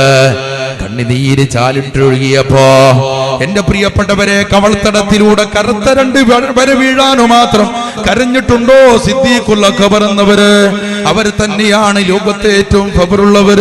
ഒരു തവണ ഹബീബാ നബി സല്ലല്ലാഹു അലൈഹി വസല്ലം തങ്ങള് സഹാബാക്കളെ മുമ്പിൽ വെച്ചുകൊണ്ട് പറഞ്ഞില്ലയോ, സഹാബാ, ലോക മുസൽമാന്റെ ഈമാൻ ഒരു തട്ടിലും അബൂബക്കറിന്റെ ഈമാൻ മറ്റൊരു തട്ടിലും വെച്ചാൽ ലമാലത്ത് ബിഹി ഈമാനു അബീബക്കരി, അബൂബക്കറിന്റെ ഈമാൻ മുൻതൂക്കമാകുമെന്ന് പറഞ്ഞപ്പോ അത് പരീക്ഷിക്കാൻ ഉമർ ഇബ്നുൽ ഖത്താബ് എന്നവര് നടന്നു പോവുകയാ. ഉമറിനോ എന്നവര് അബൂബക്കറിനോട് കൂടെ രഹസ്യ വീക്ഷണം നടത്തുകയാ. അബൂബക്കറിന് വെറൈറ്റി അമലുകൾ എന്താ, സാധാരണ ആളുകൾ ചെയ്തതിനേക്കാൾ കൂടുതൽ അമലുണ്ടോ എന്ന് കണ്ടുപിടിക്കാൻ തന്റെ എല്ലാം നിഴലായി 2-3 മാസം കൂടെ നടക്കുകയാ. ഉമർ ഇബ്നുൽ ഖത്താബിന് വലിയ ഒരു അമലൊന്നും ചെയ്യുന്നത് കാണാൻ കഴിഞ്ഞില്ല. തന്നെ പോലെയുള്ള ആളുകൾ ചെയ്യുന്നേക്കാൾ കുറച്ചൊക്കെ ഉപരിയായി നല്ല ഇഖ്ലാസോടുകൂടെ അബൂബക്കർ ചെയ്യുന്നുണ്ട്. എങ്കിലും ലോക മുസൽമാന്റെ ഈമാനിനേക്കാളും ഈ ഒരൊറ്റ മനുഷ്യന്റെ ഈമാൻ മുൻതൂക്കമാകാനും മാത്രം ഒരു വലിയ അമലൊന്നും കൗതുകത്തോടുകൂടെ വീക്ഷിക്കാൻ തനിക്ക് കഴിഞ്ഞില്ല. അതുകൊണ്ട് തന്നെ ഉമർ ഇബ്നുൽ ഖത്താബ് ഖായിബായപ്പോ ഭാര്യ അസ്മയുടെ മുമ്പിൽ ചെല്ലുകയാ. അബൂബക്കർ സിദ്ദീഖ് റളിയല്ലാഹു തആല അൻഹു ഭാര്യ അസ്മയുടെ മുമ്പിൽ ചെന്നുകൊണ്ട് പറഞ്ഞു, അസ്മാ, അല്ലാഹുവിന്റെ റസൂല് പറഞ്ഞു, മുസൽമാന്റെ ഈമാൻ മുഴുവനും ഒരു തട്ടിലും അബൂബക്കറിന്റെ ഈമാൻ മറ്റൊരു തട്ടിലും വെച്ചാൽ അബൂബക്കറിന്റെ ഈമാൻ മുൻതൂക്കമാകുമെന്ന. 3 മാസം അബൂബക്കറിനെ രഹസ്യമായി ഞാൻ വീക്ഷിച്ചു. ഒരു വലിയ അമലുകളൊന്നും ചെയ്യുന്നു കണ്ടില്ല. ഒരു ഭാര്യക്കാണല്ലോ ഭർത്താവിന് രഹസ്യ ജീവിതം അറിയുക. അതുകൊണ്ട് എന്തെങ്കിലും ബഹുമാനപ്പെട്ട അബൂബക്കർ പുതിയ കൂടുതൽ വലിയ അമലുകൾ ചെയ്യുന്നത് കണ്ടിട്ടുണ്ടോ? മഹദിയായ അസ്മ പറഞ്ഞു, സുബഹി നിസ്കാരം കഴിഞ്ഞാൽ ബഹുമാനപ്പെട്ട സിദ്ദീഖുൽ അക്ബർ വീട്ടിലേക്ക് കടന്നു വരാറുണ്ട്. കുറെ സമയം വീടിന് പ്രത്യേകമായ ഒരു അറയുണ്ട്. ആ അറയിലേക്ക് ഒരാൾക്കും കടന്നു പോവാൻ അവകാശമില്ല. ആ അറയിൽ നിന്നുകൊണ്ട് മണിക്കൂറുകളോളം അദ്ദേഹം കഴിച്ചുകൂട്ടുന്നതാ. കുറെ സമയം കഴിച്ചുകൂട്ടി അവസാനം വാതിൽ തുറന്നുകൊണ്ട് പുറത്തു വരുമ്പോ, യാ മുഹമ്മദാ, യാ മുഹമ്മദാ, ഹബീബാ നബിയെ ഉച്ചത്തിൽ വിളിച്ചുകൊണ്ട് പുറത്തു വരുമ്പോ ആ പുറത്തു വരുന്ന വേളയിൽ പച്ചമാംസം വെന്ത് കരിയുന്ന വാസനയാണ്, ഗന്ധമാണ് അനുഭവപ്പെടാറുള്ളത്. തന്റെ ഭർത്താവായ സിദ്ദീഖുൽ അക്ബറിനോട് ഞാൻ ചോദിച്ചു, അതല്ല, എന്താണ് നിങ്ങൾ അതിന്റെ അറയിൽ ചുട്ടു തിന്നിരുന്നത്? അബൂബക്കർ എന്നവരെന്ന് പറഞ്ഞു, ഞാൻ ചുട്ടു തിന്നതല്ല, ഞാൻ അല്ലാഹുമായിട്ട് ബന്ധം പുലർത്തിയതാ, ആശിഖായ നബിയോട് ബന്ധം പുലർത്തിയതാ. പടച്ചോനുമായി ഞാൻ ബന്ധം പുലർത്തിയപ്പോ റബ്ബിനോട് ഭയം വർദ്ധിക്കുകയാ. ഭയപ്പാട് കൊണ്ട് എന്റെ ഹൃദയം ചൂട് പിടിക്കുകയാ.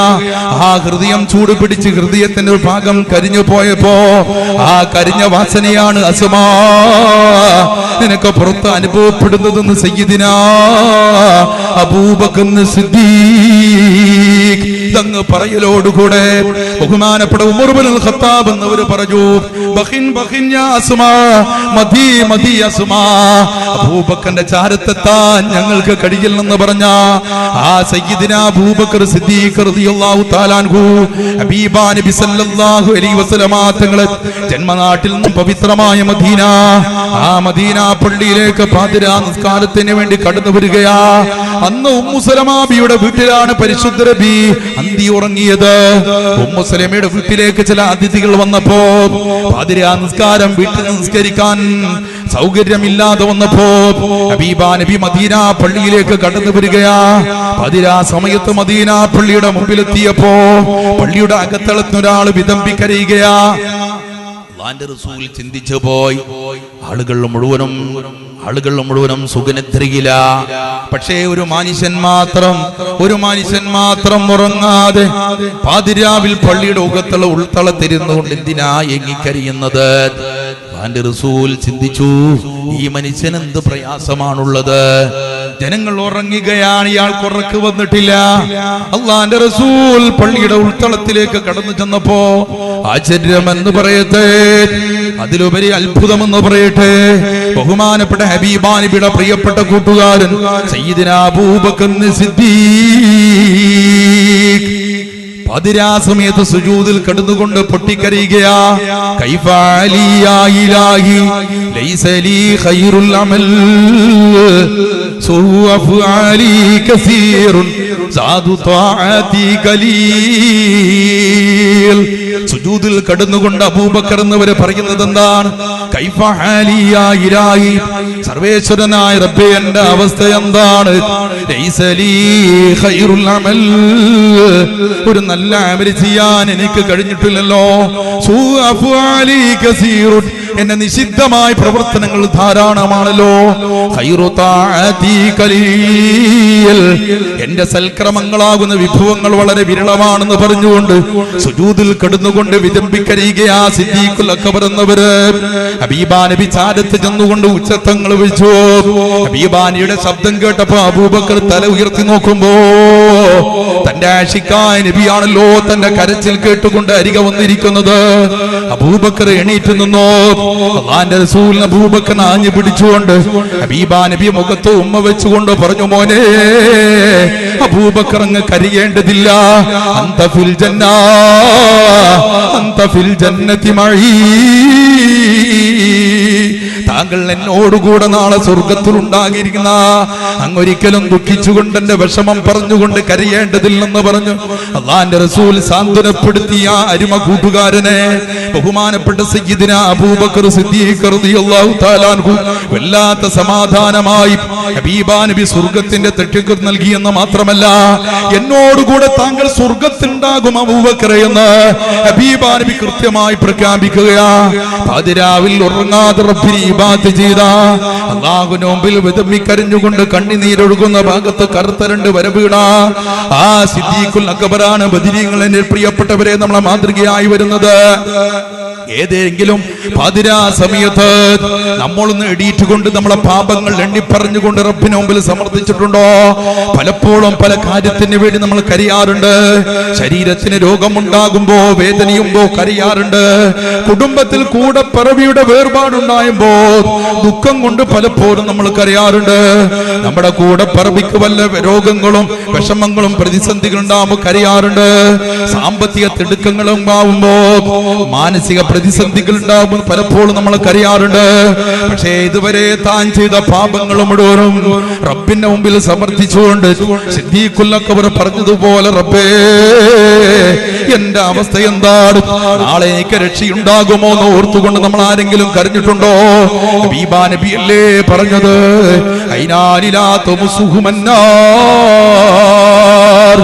ഐനാനിലാ തുമുസുഹുമന്നാർ. രണ്ടു കണ്ണുകളുണ്ടല്ലോ, ആ രണ്ടു കണ്ണുകൾ ഒരിക്കലും നരകം തൊടുകയില്ല. ഏതാണ് നരകം സ്പർശിക്കാത്ത രണ്ടു കണ്ണുകൾ എന്നറിയാമോ? ഐനുൻ തുഫീദു ഐനുൻ തഹ്റുസു ഫീ സബീലില്ലാഹ്. മഹാന്മാരായ ബദരീങ്ങളെ പോലെ ഉഹദീങ്ങളെ പോലെ രണാങ്കണം പങ്കിടുന്നതായ ബഹുമാനപ്പെട്ട ശുഹദാക്കന്മാരുണ്ടല്ലോ. തന്റെ ശത്രു വരുന്നത് കാത്തിരുന്നുകൊണ്ട് ആ ശത്രുവിനെ നേരിടാൻ ഉറക്കഴിച്ചിരിക്കുന്ന ബഹുമാനപ്പെട്ട ബദരീങ്ങളുണ്ടല്ലോ. അവരുടെ കണ്ണുകൾ ഒരിക്കലും നരകത്തിൽ കടക്കില്ലെന്ന് പറഞ്ഞ പരിശുദ്ധ നബി രണ്ടാമത് പറയുന്നത്, വൈനുൻ തുഫീദു ദുമുഅഹു മിൻ ഖശിയത്തില്ലാഹ്.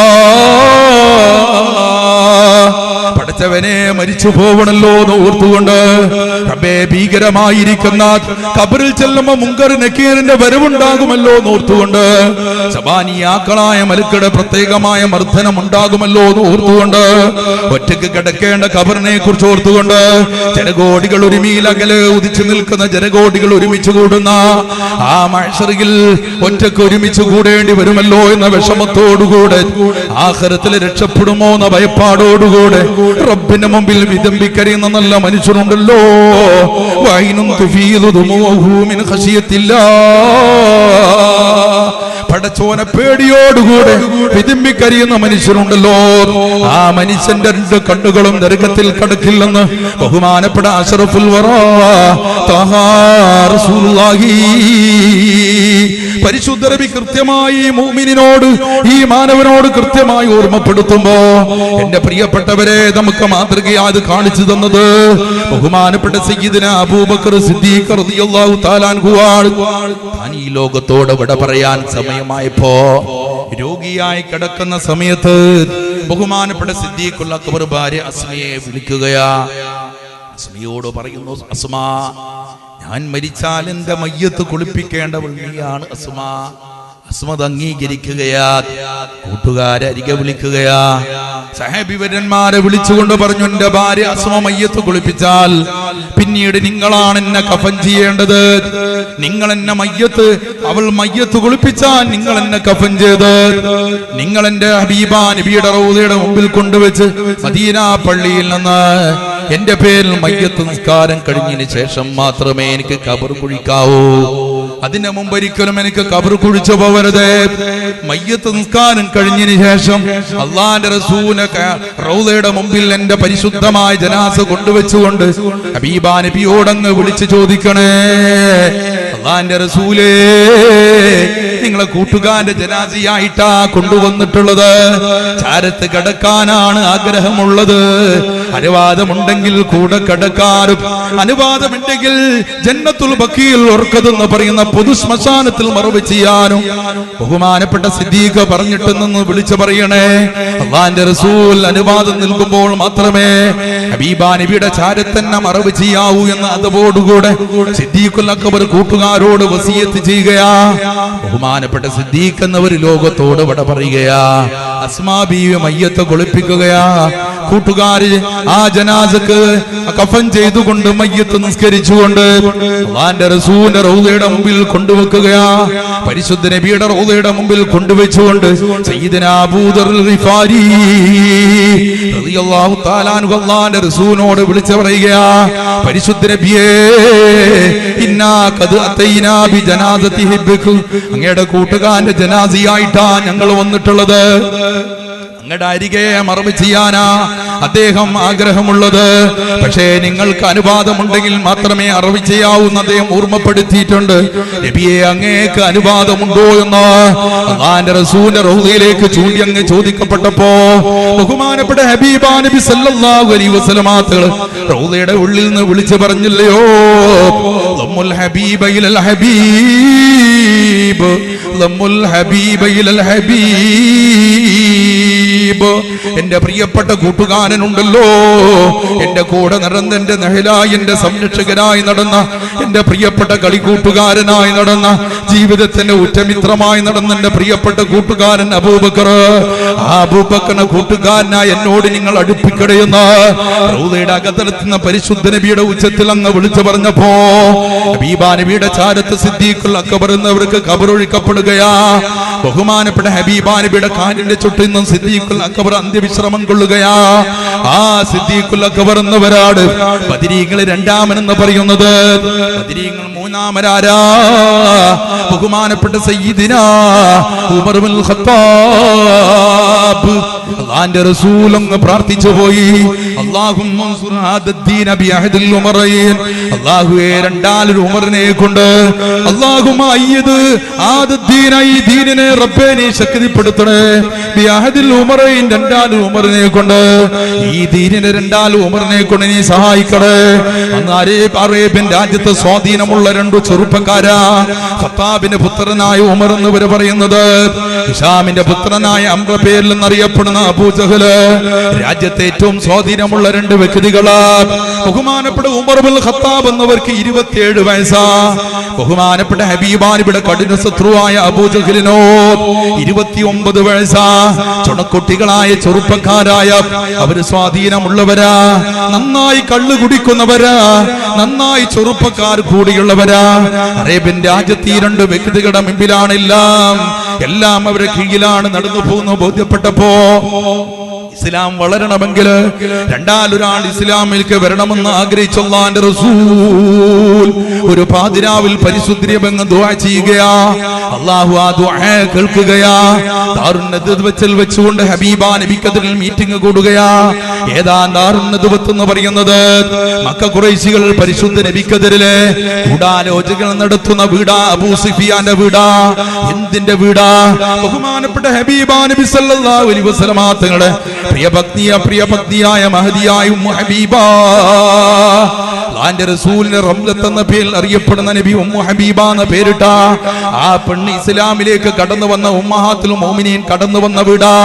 മക്ക ഖുറൈശികൾ പരിശുദ്ധ നബിക്കെതിരെ ഗൂഢാലോചന നടത്തിയിരുന്ന ആ വീട്ടിൽ വെച്ചുകൊണ്ടാ അബൂജഹലുണ്ട്, ഉത്ബത്തുണ്ട്, ഷൈബത്തുണ്ട്, വലീദുണ്ട്, ഒരുപാട് പ്രമുഖന്മാർ ഒരുമിച്ച് കൂടിക്കൊണ്ട് അല്ലാഹുവിന്റെ റസൂൽ എങ്ങനെ ഇവിടെ ഉന്മൂലനാശം ചെയ്യുമെന്ന് ആലോചിച്ചു കൊണ്ടിരിക്കുന്നതിനിടയിലാ ഒരു വിഭാഗം ആളുകൾ പറഞ്ഞു, മുഹമ്മദിനെ കൊന്നാലില്ലാതെ കൊന്നു കളഞ്ഞാൽ മാത്രമേ നമുക്കവിടെ നിലനിൽപ്പുള്ളൂ എന്ന് ബോധ്യപ്പെട്ടപ്പോ ചോദിക്കപ്പെട്ടു, ആരാണ് മുഹമ്മദിനെ കൊല്ലാൻ ധൈര്യമുള്ളവർ? ചുണക്കുട്ടിയായ 27-കാരനായ ഉമർ ഇബ്നുൽ ഖത്താബ് എണീറ്റ് നിന്നുകൊണ്ട് പറഞ്ഞു, അനലഹാ അനലഹാ, മുഹമ്മദിനെ കൊല്ലാൻ ഞാൻ തയ്യാറാ, നിങ്ങൾ എനിക്ക് അനുവാദം നൽകുമോ? അബൂജഹൽ ചോദിച്ചു, ഉമറേ നിനക്കൊറ്റങ്ങനെ കഴിയുമോ?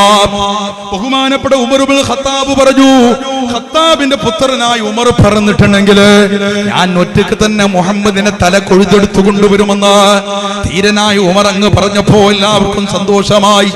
ഉമർ ഇബ്നുൽ ഖത്താബ് വാൾ ഊരി പിടിച്ചുകൊണ്ട് പവിത്രമായ മദീനയിൽ പരിശുദ്ധ നബിയുടെ വീട്ടിലേക്ക് കടന്നു വരികയാ.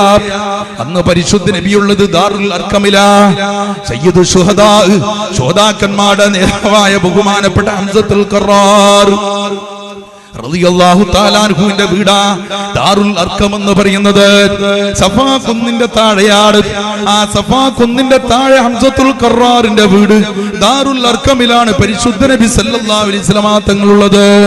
ഹബീബാ നബി അവിടെ ഉണ്ടെന്ന് അറിഞ്ഞപ്പോ ഉമർ ഇബ്നുൽ ഖത്താബ് വാടൂരി പിടിച്ചുകൊണ്ട് നേരെ ചീറി വരികയാ. ബഹുമാനപ്പെട്ട ഹബീബാ നബിയുടെ വീടിന്റെ മുമ്പിൽ സഅദ് ഇബ്നു അബീ വഖാസ് എന്നവർ നിൽക്കുന്നുണ്ട്. സഅദ് നോക്കി നിൽക്കുന്നു. ഉമറിന്റെ ധീരമായ വരവ്. ഉമർ ഇബ്നുൽ ഖത്താബ് അരികങ്ങ് വന്നപ്പോ സഅദിനെ മുഖത്ത് നോക്കിക്കൊണ്ട് പറഞ്ഞു, സഅദേ, മുഹമ്മദ് എങ്ങാനും ഇവിടെ എവിടെയെങ്കിലും ഉണ്ടോ?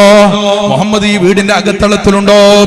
ബഹുമാനപ്പെട്ട ഹബീബാ നബി സല്ലല്ലാഹു അലൈഹി വസല്ലം തങ്ങളെ കുറിച്ച് സഅദ് ഇബ്നു അബീ വഖാസ് എന്നവർ പറഞ്ഞു, അതേ ഉണ്ട്. എന്തിനാ ഉമറേ മുഹമ്മദിനെ അന്വേഷിക്കുന്നത്? ഉമർ പറഞ്ഞു, മുഹമ്മദിനെ കൊല്ലാൻ വന്നവരാ ഞാൻ. മുഹമ്മദിനെ അകത്തളത്തിൽ നിന്ന് കൊല്ലാൻ ഞാൻ വന്നവരാണ്. ബഹുമാനപ്പെട്ട സഅദ് ഇബ്നു അബീ വഖാസ് എടുത്തുകൊണ്ട് പറഞ്ഞു, ഉമറേ തനിക്കതിന് കഴിയില്ല. ഉമറേ ലോകത്തിന്റെ നായകനാണ്, ആശിക്കായ നബിയാണ്, അല്ലാഹുവിന്റെ റബ്ബാണെന്ന് പറഞ്ഞപ്പോ ഉമറിന് ബോധ്യമായി സഅദും ഇസ്ലാമിലേക്ക് കടന്നു വന്നു എന്ന്. സഅദിന്റെ മുഖത്ത് നോക്കിക്കൊണ്ട് പറഞ്ഞു, സഅദേ, നീയുമാ മുഹമ്മദിന്റെ കെണിയിൽ പെട്ടോ സഅദേ? ബഹുമാനപ്പെട്ട സഅദ് ഇബ്നു അബീ വഖാസ് റളിയല്ലാഹു തആല അൻഹു ബഹുമാനപ്പെട്ട ഉമറിനോട് പറഞ്ഞു, ഉമറേ ഇന്നി ഖദ് അസ്ലംതു, ഞാൻ മുസ്ലിം ആയിട്ടുണ്ട്. ബഹുമാനപ്പെട്ട ഉമർ ഇബ്നുൽ ഖത്താബ് റളിയല്ലാഹു തആല അൻഹു കയ്യിലിരിക്കുന്ന വാളുകൊണ്ട് സഅദിനൊരു വെട്ട് വെച്ച് കൊടുക്കുകയാ.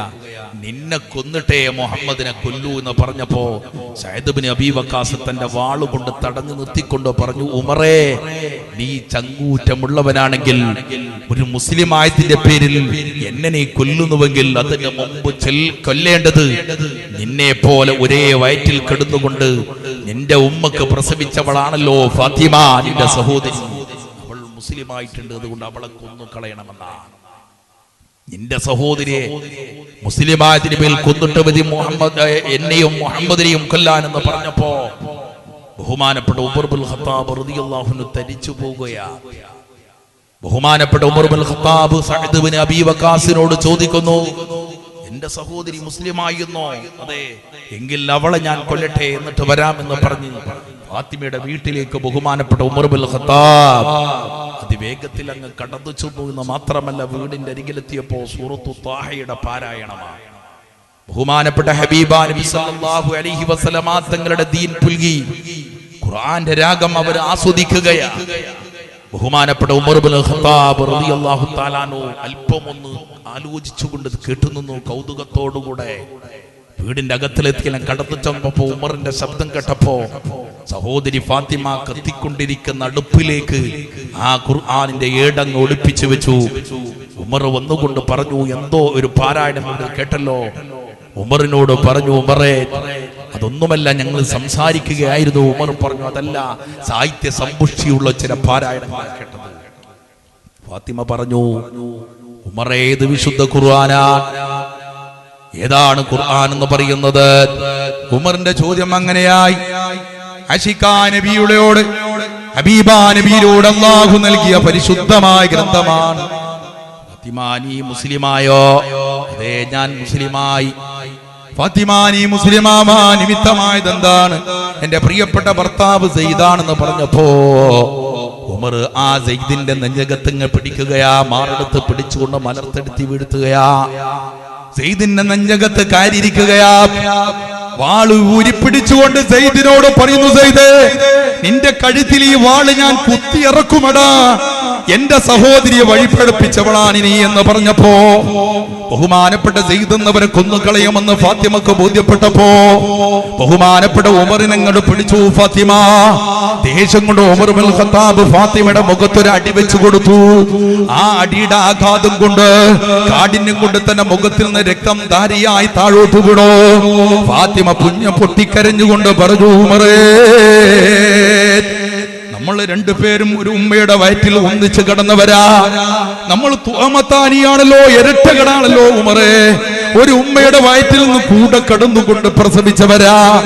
ഉമറേ സത്യം മനസ്സിലാക്കിയതിന്റെ പേരിലാണോ ഇനി എന്നെയും എന്റെ ഭർത്താവിനെയും കൊന്നുകളയുന്നത്?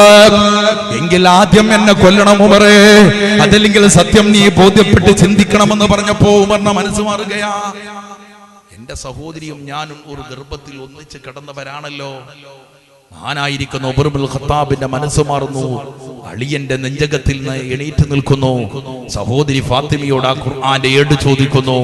ഫാത്തിമ പറഞ്ഞു, ലാ യമസുഹു ഇല്ലൽ മുത്തഹറൂൻ, ശുദ്ധന്മാർക്ക് മാത്രമേ വിശുദ്ധ ഖുർആൻ കൊടുക്കാൻ പാടുള്ളൂ. വിശുദ്ധ ഖുർആൻ തന്നെ പറഞ്ഞിട്ടുണ്ട്, ശുദ്ധിയായി വരണമെന്ന് പറയുന്നു. ഉമർ കുളിച്ച് വൃത്തിയായി വരുന്നു. ഖുർആൻ ത്വാഹ സൂറത്തിന്റെ ഏടുകൾ ഉമറിന്റെ കയ്യിൽ കൊടുക്കുന്നു. ബഹുമാനപ്പെട്ട ഉമർ പാരായണം ചെയ്യുന്നു. മാസ്മരികമായ സാഹിത്യ സമ്പുഷ്ടിയുള്ള വിശുദ്ധ ഖുർആനിന്റെ പാരായണം അതിങ്ങനെ നോക്കിയപ്പോ ഉമറിന്റെ എന്തോ മനസ്സിലെ വല്ലാത്ത ഒരു ഗാംഭീര്യവും ഈമാനും സ്ഫുരിച്ചതുപോലെ അനുഭവപ്പെടുന്നു. ബഹുമാനപ്പെട്ട ഉമർ ഇബ്നുൽ ഖത്താബ് ഫാത്തിമയോട് പറഞ്ഞു, ഫാത്തിമ ക്ഷമിക്കണം ഫാത്തിമ, ഞാൻ ഇതാ സത്യത്തിലേക്ക് കടന്നു വരികയാണ്. ഹബീബാ നബിയുടെ മുമ്പിലേക്ക് പോവുകയാ. അല്ലാഹുവിന്റെ റസൂൽ സല്ലല്ലാഹു അലൈഹി വസല്ലമ തങ്ങളെ കൊല്ലാൻ വേണ്ടി വന്ന ഉമർ ഇബ്നുൽ ഖത്താബ് ഹബീബാ നബിയുടെ പ്രാർത്ഥനയുടെ നിമിത്തമായി സഹോദരിയുടെ മുമ്പിൽ നിന്ന് ബഹുമാനപ്പെട്ട ഖബ്ബാബ് ഇബ്നു അർത്തിനോടുകൂടെ ബഹുമാനപ്പെട്ട തന്റെ പ്രിയപ്പെട്ട സഹോദരിയുടെ ഭർത്താവ് ബഹുമാനപ്പെട്ട സെയ്ദ് എന്നവരോടുകൂടെ സയ്യിദുനാ ഉമർ ഇബ്നുൽ ഖത്താബ് റളിയല്ലാഹു തആല ഇങ്ങനെ നടന്നു നീങ്ങുകയാ. ഹബീബാ നബിയുടെ ഹദ്റത്തിലേക്കാണ്. ആദ്യം ഹബീബാ നബിയെ കൊല്ലാനാണല്ലോ ദാറുൽ അർഖമിൽ ചെന്നത്. രണ്ടാമത് ഇസ്ലാം മതം സ്വീകരിക്കാനാ ഹബീബാ നബിയുടെ മുമ്പിലേക്ക് അങ്ങ് ചെല്ലുമ്പോ മുഹമ്മദേ യാ മുഹമ്മദ് യാ മുഹമ്മദ് എന്ന് വിളിച്ചുകൊണ്ട് ബഹുമാനപ്പെട്ട ഉമർ ഇബ്നുൽ ഖത്താബിന്റെ വരവ് കണ്ടപ്പോ ദാറുൽ അർഖമിലെ ജനലിലൂടെ നോക്കി കാണുന്ന ബഹുമാനപ്പെട്ട സഹാബിവര്യന്മാര് പരിശുദ്ധ നബിയോട് പറഞ്ഞു, നബിയേ ഉമറാണ് വരുന്നത്, ഉമറാണ് വരുന്നത്, വാൾ ഊരിപ്പിടിച്ചുകൊണ്ടാ വരുന്നത്. ആ ഉമർ വരുമ്പോ വാതിൽ തുറന്നു കൊടുക്കണോ പ്രവാചകരെ? ബഹുമാനപ്പെട്ട ഹബീബാ നബി സല്ലല്ലാഹു അലൈഹി വസല്ലമ തങ്ങളോ ബഹുമാനപ്പെട്ട സഹാബാക്കളോട് പറഞ്ഞു, നിങ്ങൾ വാതിൽ തുറന്നു കൊടുക്കുക. വഇൻജാ ബിഖൈരിൻ ഖബിൽനാഹു വഇൻജാ ബിശർരിൻ ഖതൽനാഹു. ഉമർ വരുന്നത് ശർറുമായിട്ടാണെങ്കിൽ ഉമറിനെ ഞാൻ തന്നെ കൊന്നു കളയുന്നതാ. വഇൻജാ ബിഖൈരിൻ ഖബിൽനാഹു. ഉമർ വരുന്നത് ഖൈറുമായിട്ടാണെങ്കിൽ ആ ഉമറിനെ പൂർണ്ണമായി ഞാൻ സ്വീകരിക്കുമെന്ന് ഹബീബാ നബി സല്ലല്ലാഹു അലൈഹി വസല്ലമ തങ്ങൾ സഹാബാക്കളോട് പറയുകയാണ്, ഉമർ ഇബ്നുൽ ഖത്താബ് ചാരത്തെത്തി, വാതിൽ തുറക്കപ്പെട്ടു. ഹബീബാ നബിയുടെ അരികിൽ വന്നുകൊണ്ട് അതുവരെ ശത്രുവായി കണ്ട ഉമർ ഉണ്ടല്ലോ, കയ്യിലിരിക്കുന്ന വാട് താഴെ ഇട്ടുകൊണ്ട് അള്ളാന്റെ റസൂലിനെ ആഞ്ഞു വിളിച്ചുകൊണ്ട് ഹബീബാ നബിയുടെ മുഖത്ത് ഉമ്മ വെച്ചുകൊണ്ട് പറഞ്ഞു, യാ റസൂലല്ലാഹ്, യാ റസൂലല്ലാഹ്, ഹബീബാ നബിയേ, ഹബീബാ നബിയേ, പലപ്പോഴും അങ്ങയുടെ മുഖം കെടുത്താൻ ഞാൻ ശ്രമം നടത്തിയിട്ടുണ്ട് ഹബീബേ. സത്യം മനസ്സിലായിതായും ഉമർദാ കടന്നു വന്നിരിക്കുന്നു. പരിശുദ്ധമായി ദീനിന്റെ വെളിച്ചമിതാ ഉമറിന്റെ മനസ്സിലേക്ക് കടന്നിരിക്കുന്നു.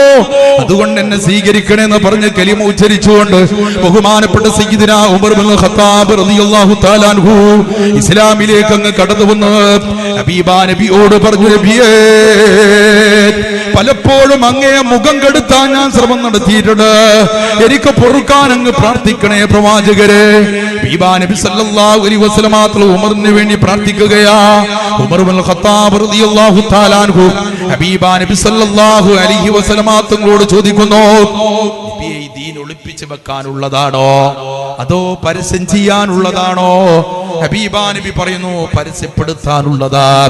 എന്തിനാ നോക്കി നിൽക്കുന്നു, കൂടെ വരണമെന്ന് പറയുന്നു. ഹബീബാ നബി ഹംസത്തുൽ ഖർറാരിനോടുകൂടെ, ഉമർ ഇബ്നുൽ ഖത്താബ് എന്നവരോടുകൂടെ, ബഹുമാനപ്പെട്ട സയ്യിദ് എന്നവരോടുകൂടെ, ഖബ്ബാബ് എന്നവരോടുകൂടെ, ബഹുമാനപ്പെട്ട അല്ലാഹുവിന്റെ റസൂലിന്റെ പ്രിയപ്പെട്ട കൂട്ടുകാരൻ സഈദ് ഇബ്നു അബീ വഖാസ് എന്നവരോടുകൂടെ കഅബാലയത്തിന്റെ ചാരത്തേക്ക് നടന്നു പോവുകയാ. ഉമർ ദാറുൻ നദ്വത്തിൽ നിന്ന് വന്നത് ഹബീബാ നബിയെ കൊല്ലാനാ. ഇപ്പോ അല്ലാഹുവിന്റെ റസൂലിന്റെ വലം കൈയായി കൂടെ നടക്കുകയാ ഉമർ ഇബ്നുൽ ഖത്താബ്. ഈ സമയത്ത് പരിശുദ്ധ നബിയുടെ മുമ്പിൽ സല്ലല്ലാഹു അലൈഹി വസല്ലം മുമ്പിൽ നിന്നുകൊണ്ട് തന്നെ കഅബാലയത്തിന് ഓരത്ത് വന്ന ഉമർ ഇബ്നുൽ ഖത്താബ് ഉച്ചത്തിലാണ് വിളിച്ചു പറഞ്ഞു. കഅബാലയത്തിന് മറുവശത്ത് നിൽക്കുന്ന അബൂജഹലിന്റെ മുഖത്ത് നോക്കി, ഉത്ബത്തിന്റെ ഷൈബത്തിന്റെ മുഖത്ത് നോക്കിക്കൊണ്ട് പറഞ്ഞു, ധിക്കാരികളെ, ഞാൻ സത്യം ബോധ്യപ്പെട്ടുകൊണ്ട് കടന്നു വന്നവനാ. ഞാനിതാ മുസ്ലിമായി വന്നിരിക്കുന്നു. നിങ്ങൾ ആരെങ്കിലും എന്റെ ഹബീബിനെ എതിർക്കാനുണ്ടെങ്കിൽ ഈ വാളുകൊണ്ട് ഞാൻ നിങ്ങളെ കൊന്നു കളയുമടാ എന്ന് പറഞ്ഞുകൊണ്ട് സയ്യിദുനാ ഉമർ ഇബ്നുൽ ഖത്താബ് ധീരമായി ഇങ്ങ് കടന്നു വന്നപ്പോ അബൂജഹലും ഉത്ബത്തും ഷൈബത്തും വലീദും ഒക്കെ വിട്ട് പേടിച്ചരറുകൊണ്ട് വകഞ്ഞ മാറ്റുകയാ. മുഖറബായ മലക്ക് ജിബ്രീൽ അലൈഹിസ്സലാം ഇറങ്ങി വന്നുകൊണ്ട് പരിശുദ്ധ നബിയോട് പറയുന്നു, നബിയേ, ഈ ഉമർ നിസാരല്ല, ഉമറുൽ ഫാറൂഖ്, ഹക്കിന്റെയും ബാത്തിന്റെയും വിട്ടുപിരിക്കാൻ ചങ്കൂറ്റമുള്ള ഉമർ, ആ ഉമർ ഫാറൂഖ് ആണെന്ന് പറഞ്ഞു. അന്ന് മുതലാണ് ഉമർ ഇബ്നുൽ ഖത്താബിന് ഉമറുൽ ഫാറൂഖ് എന്ന പേര് ദൈവികമായി പടച്ച തമ്പുരാൻ നേരിട്ട് നൽകിയെന്ന് ചരിത്രം പറയുമ്പോ സയ്യിദുനാ ഉമർ ഇബ്നുൽ ഖത്താബ്, എന്റെ പ്രിയപ്പെട്ടവരെ, അവരാണ് രാജ്യത്ത് നന്മക്ക് വേണ്ടി പ്രവർത്തിച്ചവൻ, ഏറ്റവും സാമൂഹ്യ സേവനം ചെയ്ത ലോകത്തിലെ ഏറ്റവും വലിയ ഭരണാധിപനാ. ജീവകാരുണ്യ പ്രവർത്തനത്തിനും പൊതുപ്രവർത്തനത്തിനും മുന്നിട്ടിറങ്ങിയവരാ. വീട്ടിൽ ഏറ്റെടുക്കാൻ ഒരാളുമില്ലാതെ പ്രയാസപ്പെട്ടപ്പോ ഉമർ ഇബ്നുൽ ഖത്താബ് റളിയല്ലാഹു തആല അൻഹു പാതിരാവിൽ റോഡ് ചുറ്റുകയാ. തന്റെ ഭരണത്തിന്റെ മറവിൽ ആരെങ്കിലും വേണ്ടാവൃത്തി ചെയ്യുന്നുണ്ടോ എന്ന് കണ്ടുപിടിക്കാൻ, തന്റെ മരണത്തിന്റെ മറവിൽ ആരെങ്കിലും പ്രതിസന്ധികൾ അകപ്പെട്ടുകൊണ്ട് പ്രയാസപ്പെടുന്നുണ്ടോ എന്ന് കണ്ടുപിടിക്കാൻ പാതിരാവിൽ ഉറക്കഴിച്ചുകൊണ്ട് ആ ഭരണാധിപൻ മദീനയിലെ മണ്ണാണത്തിലൂടെ നടന്നു നീങ്ങി. ഒരു ദിവസം ഉമർ ഇങ്ങനെ കടന്നു പോകുമ്പോ ഒരു വീടിന്റെ അകത്തളത്തിൽ നിന്ന് പ്രകാശധാര കാണുകയാ. ആ വീട്ടുകാർ ഉറങ്ങാതിരിക്കുന്നല്ലോ, എന്താണ് പ്രയാസമെന്ന് മനസ്സിലാക്കി വീടിന്റെ അടുത്തെത്തിയപ്പോ അവിടെ ശബ്ദം കേൾക്കുന്നുണ്ട്, ഒരു പെൺകുഞ്ഞിന്റെ കരച്ചിൽ കേൾക്കുന്നുണ്ട്. നൊമ്പരവേദനയുമായി ബന്ധപ്പെട്ടവരാ. ബഹുമാനപ്പെട്ട ഉമർ ഇബ്നുൽ ഖത്താബിനെ കുറിച്ച് ആ വീടിന്റെ അകത്തളത്തിൽ നിന്ന് പറയുന്നുണ്ട്. നമ്മളെ രാജ്യം ഭരിക്കുന്ന ഒരു ഭരണാധിപനുണ്ടല്ലോ, അയാളുടെ പേര് ഉമർ ഇബ്നുൽ ഖത്താബ് എന്നവരാ. അയാള് ഒരു പെണ്ണിന് നൊമ്പരവേദന അനുഭവപ്പെടുമ്പോ പ്രസവിക്കാനുള്ള സൗകര്യം പോലും നമ്മുടെ ഭരണാധിപൻ ചെയ്തിട്ടില്ലല്ലോ. എന്ത് ഭരണാധിപൻ എന്ന് പറഞ്ഞുകൊണ്ട് ഉമറിനെ ഇങ്ങനെ കുറ്റം പറയുന്നവരാ. പാതിരാവിൽ ഉമർ സ്വന്തം ചെവി കൊണ്ട് കേൾക്കുന്നത്. ഉമർ അതിനെ എതിർത്തില്ല. വേഗം വീട്ടിലേക്ക് നടന്നു വന്നുകൊണ്ട് തന്റെ ഭാര്യയെ കൂട്ടി ബഹുമാനപ്പെടും ഉമർ ഇബ്നുൽ ഖത്താബ്.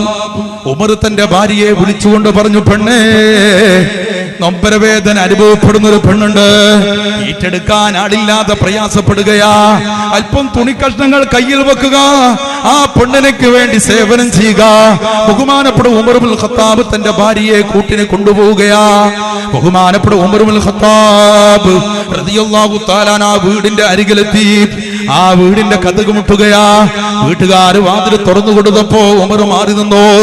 ഭാര്യ അകത്തളത്തിലേക്ക് കടന്നു ചെന്നു. ഒരു ശബ്ദം കേട്ടപ്പോ ഞാൻ വന്നതാണെന്നറിഞ്ഞു. നൊമ്പരവേദനയുമായി പ്രയാസപ്പെടുന്ന, പ്രസവ വേദനയിൽ പ്രയാസപ്പെടുന്ന പെണ്ണിനെ പോയി സാന്ത്വനപ്പെടുത്തി. ആ പെണ്ണ് പ്രസവിക്കുമ്പോ ഏറ്റെടുക്കാൻ രാജ്യം ഭരിക്കുന്ന ഭരണാധിപനായ സയ്യിദുനാ ഉമർ ഇബ്നുൽ ഖത്താബ്, ആ ഉമറിന്റെ ഭാര്യയാണ് കൂടിയുണ്ടായത്. പെണ്ണിന് വേണ്ട എല്ലാ സംരക്ഷണങ്ങളും നടത്തി. ബഹുമാനപ്പെട്ട ഉമർ ഇബ്നുൽ ഖത്താബ് എന്നവരുടെ ഭാര്യ ആ പാതിരാവിൽ തന്നെ വീട്ടിൽ നിന്ന് ഇങ്ങനെ തരിക്കുമ്പോ ആ വീട്ടുകാര് പറഞ്ഞു, പെണ്ണേ, ഈ സമയത്ത് നീ വന്നത് വല്ലാത്ത ഭാഗ്യമായി പെണ്ണേ. നീ അങ്ങനെയൊക്കെ ചോദിച്ചറിഞ്ഞുകൊണ്ട് കേട്ടറിഞ്ഞുകൊണ്ട് ഇവിടെ വന്നല്ലോ. നമ്മളെ രാജ്യം ഭരിക്കുന്നുണ്ടല്ലോ ഒരു ഭരണാധിപൻ. ഉമർ ഇതൊന്നും കാണുന്നില്ലല്ലോ എന്ന് ആ പെണ്ണിനോട് പറയുകയാ. ഏതായാലും സന്നിഗ്ധ ഘട്ടത്തിൽ സഹായിക്കാൻ വന്ന പെണ്ണേ, ഞങ്ങളൊരു പാരിതോഷികം നിനക്ക് നൽകുകയാ. ഇത് വാങ്ങണമെന്ന് പറഞ്ഞപ്പോ ബഹുമാനപ്പെട്ട ഉമർ ഇബ്നുൽ ഖത്താബ് എന്നവരുടെ ഭാര്യ പറഞ്ഞു, ഞങ്ങൾക്ക് ഒരിക്കലും പാരിതോഷികം ഇതിന് വാങ്ങാൻ പാടില്ല. അവർ നിർബന്ധിച്ചപ്പോ വാങ്ങില്ലെന്ന് പറഞ്ഞപ്പോ ഒരു ഉദാഹരണമായി പറഞ്ഞു, രാജ്യം ഭരിക്കുന്ന ഭരണാധിപൻ ഉമറിന്റെ ഭാര്യയാണെങ്കിൽ വാങ്ങൂല എന്ന് പറയാ. അങ്ങനെയാണോ പെണ്ണേ എന്ന് അറിയാതെ ചോദിച്ചു പോയി. ആ സമയത്ത് ആ പെണ്ണ് പറഞ്ഞു, അതെ, ഞാൻ രാജ്യം ഭരിക്കുന്ന ഭരണാധിപൻ ഉമറിന്റെ ഭാര്യ. എന്റെ പ്രിയപ്പെട്ട ഭർത്താവ് വീടിന്റെ പുറത്ത് എന്നെ കാത്തു നിൽക്കുന്നുണ്ടെന്ന് പറഞ്ഞപ്പോ അവരമ്പരന്ന് പോവുകയാ, അവര് കരഞ്ഞു പോവുകയാ. ഇത്ര സേവന നിരതരാണോ ബഹുമാനപ്പെട്ട സയ്യിദിനാ ഉമർ ഇബ്നുൽ ഖത്താബ്? രാജ്യത്തെ ഉറക്കടിച്ചുകൊണ്ട് സേവന നിരതരമായ ജീവിതം നയിച്ച ബഹുമാനപ്പെട്ട സയ്യിദിനാ ഉമർ ഇബ്നുൽ ഖത്താബ്, ബഹുമാനപ്പെട്ട ഹബീബാ നബി സല്ലല്ലാഹു അലൈഹി വസല്ലമ തങ്ങളുടെ മദീനയിൽ ജീവിക്കുന്ന സമയത്ത് ഇസ്ലാമിന്റെ ശത്രുക്കളുടെ പേടി സ്വപ്നമാ. തെറ്റ് ചെയ്യുന്ന ആളുകൾക്ക് മുഴുവനും ഭയപ്പാടാണ്. എന്തു കുറ്റം ചെയ്യുന്ന ആളുകൾക്കും ബഹുമാനപ്പെട്ട ഉമർ വരുന്നുണ്ടെന്ന് പറയുമ്പോൾ തന്നെ വലിയ പേടിയാ. ഉമർ ഇബ്നുൽ ഖത്താബ് കള്ള് നിരോധിക്കുന്നതിന് മുമ്പ്, ഘട്ടം ഘട്ടമായി കള്ള് നിരോധിക്കുന്ന മുമ്പ് തന്നെ കള്ള് നിരോധിച്ച വ്യക്തിയാ. ഒരു കാലത്ത് മുഴുവൻ കുടിയേരുന്നായിരുന്നു ഉമർ ഇബ്നുൽ ഖത്താബ്. ഇന്നും വിശുദ്ധമായ മക്കയിൽ പോയാൽ ജബൽ ഉമർ കാണാം. ജബൽ ഉമറിന്റെ മുകളിലായിരുന്നു ഉമർ ഇബ്നുൽ ഖത്താബ് എന്നവരുടെ വീട്. ജബൽ ഉമറിന്റെ മുമ്പിലൂടെ ഒരാൾക്ക് നടന്നു പോകുക ഭയമായിരുന്നു. കാരണം ഉമർ കള്ളു കുടിച്ചുകൊണ്ട് തന്നെ ഉപദ്രവിക്കുമെന്നുള്ള ഭയം. കള്ളുകുടിയന്മാരെ പിന്നാലെ ആളുകളെ കുറെ കിട്ടുമല്ലോ. അതുകൊണ്ടാണ് ഉമറിന്റെ പിന്നാലെ ആളുകൾ സ്വാധീനത്തോടുകൂടെ കടന്നു വന്നത്. ആ ഉമർ ഇബ്നുൽ ഖത്താബ് കള്ളിന്റെ രുചി അറിയാം. പക്ഷെ ജീവിതത്തിൽ ഒരിക്കലും മദ്യപിക്കാത്ത, കള്ളിന്റെ രുചി അറിയാത്ത, ഒരിക്കലും ഒരു വിഗ്രഹത്തിന് സുജൂദ് ചെയ്യാത്ത, ഇസ്ലാമിലേക്ക് കടന്നു വരുന്നതിന് മുമ്പ് തന്നെ ഒരു തെറ്റുപോലും ഖറാത്ത് പോലും ചെയ്യാത്തവരായിരുന്നു സയ്യിദുനാ അബൂബക്കർ സിദ്ദീഖ്. ഉമർ മറിച്ച ആ ധീരനായ ഉമർ ഇബ്നുൽ ഖത്താബ് ഇസ്ലാമിലേക്ക് കടന്നു വരലോടുകൂടെ ഉമർ ഇബ്നുൽ ഖത്താബ് എന്നവർ മദ്യനിരോധനത്തിന്റെ മുൻനിരയിൽ നിന്നു എന്ന് മാത്രമല്ല, ഉമർ ഇബ്നുൽ ഖത്താബ് റളിയല്ലാഹു തആല അൻഹു രാജ്യത്ത് അല്ലാഹു നിരോധിക്കും മുമ്പ് തന്നെ കള്ള് നിരോധിച്ചു.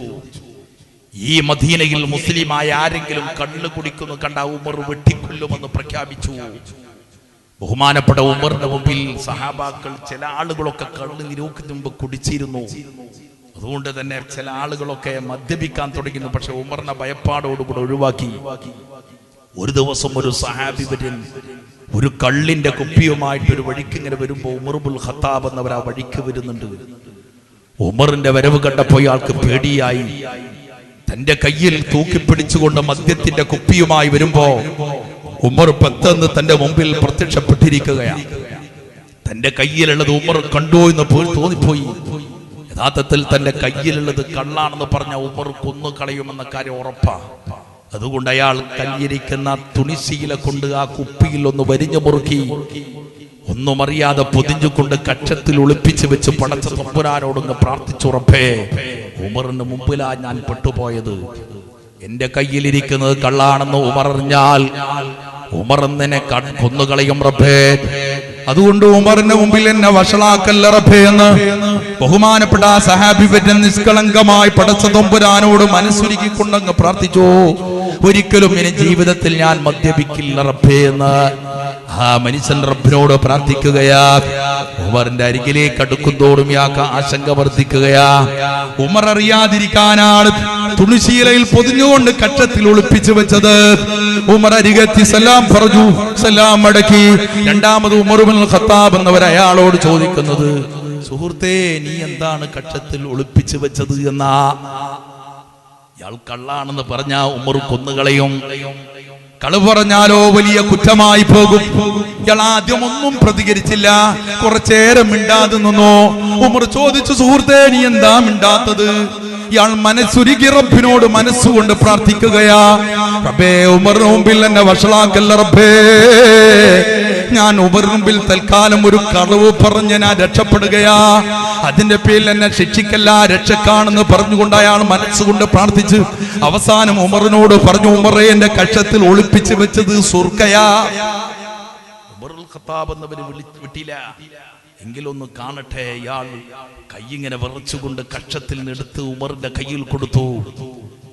ആ കള്ളിന്റെ കുപ്പി ഉമർ ഇബ്നുൽ ഖത്താബ് തുണിശീലകളൊക്കെ വകഞ്ഞു മാറ്റി അതൊന്ന് തുറന്നു. തന്റെ വലത് കയ്യിലേക്ക് അല്പം അതൊന്ന് ഒഴിച്ചു. കള്ളു കുടിച്ച് പരിചയമുള്ള ഉമർ എന്നവർ നാവിൽ വെച്ചാൽ അറിയാം കള്ളാണോ സുർക്കയാണോ എന്ന്. നാവ് കൊണ്ടൊന്ന് നാവിൽ വെച്ച് നോക്കുമ്പോ നല്ല പുള്ളിയുള്ള സുർക്കയാ. ഉമർ അത് അടച്ചുകൊണ്ട് തിരിച്ചു കൊടുത്തു. ഇയാൾ പൊട്ടിക്കരയുകയാ. ഉമർ ഇബ്നുൽ ഖത്താബ് റളിയല്ലാഹു തആല അൻഹു ഇയാളോട് ചോദിച്ചു, സുഹൃത്തേ നീ എന്തിനാ കരയുന്നത്? എന്തിനാ നീ കരയുന്നത്? ബഹുമാനപ്പെട്ട ഉമറിന്റെ മുഖത്ത് നോക്കിക്കൊണ്ട് അയാൾ അങ്ങ് പറഞ്ഞു, ഉമറേ ഞാൻ കൊണ്ടുവന്നത് കള്ളാ, ഞാൻ കൊണ്ടുവന്നത് സാക്ഷാൽ കള്ളാ. പക്ഷേ നിന്നെ ഭയപ്പെട്ടുകൊണ്ട് റബ്ബിനോട് ഞാൻ പ്രാർത്ഥിച്ചു ഉമറേ. ഉമറിന് മുമ്പിൽ എന്നെ വഷളാക്കല്ലെന്ന് പറഞ്ഞുകൊണ്ട് റബ്ബിനോട് പ്രാർത്ഥിച്ചുകൊണ്ട് ഗത്യന്തരമില്ലാതൊരു കളവങ്ങ് പറഞ്ഞത് ഉമറേ. നിങ്ങളെ ഭയപ്പെട്ടുകൊണ്ട് റബ്ബിനോട് അങ്ങ് പ്രാർത്ഥിച്ചപ്പോ എന്റെ കയ്യിലിരിക്കുന്ന കള്ള് പോലും സുർക്കയായി എന്ന് ഉമറിന്റെ മുഖത്ത് നോക്കിക്കൊണ്ടങ്ങ് പറഞ്ഞപ്പോ സയ്യിദുനാ ഉമർ ഇബ്നുൽ ഖത്താബ് റളിയല്ലാഹു തആല അൻഹു അങ്ങ് പറഞ്ഞു, ആമന്നാ ബില്ലാഹി വബിറസൂലിഹി റദീനാ ബില്ലാഹി റബ്ബൻ വബിൽ ഇസ്ലാമി ദീനൻ വബി മുഹമ്മദിൻ നബിയ്യാ. ഉമറിന്റെ വിശ്വാസം വർദ്ധിക്കുകയാ. ദീനിന്റെ എതിരാളികൾക്ക് മുഴുവൻ ബഹുമാനപ്പെട്ട ഉമർ എന്നവരെ ഭയപ്പാടാ. അതുകൊണ്ടല്ലേ ബഹുമാനപ്പെട്ട ഹബീബാ നബി സല്ലല്ലാഹു അലൈഹി വസല്ലമ തങ്ങൾ ബഹുമാനപ്പെട്ട ഉമർ ഇബ്നുൽ ഖത്താബ് എന്നവരുടെ മുഖത്ത് നോക്കിക്കൊണ്ട് പറഞ്ഞു, ഉമറേ നീ ഒരു വഴിയിലൂടെ കടന്നു വരുന്നുവെങ്കിൽ ആ വഴിയിൽ ഇബ്ലീസ് വരുന്നുവെങ്കിൽ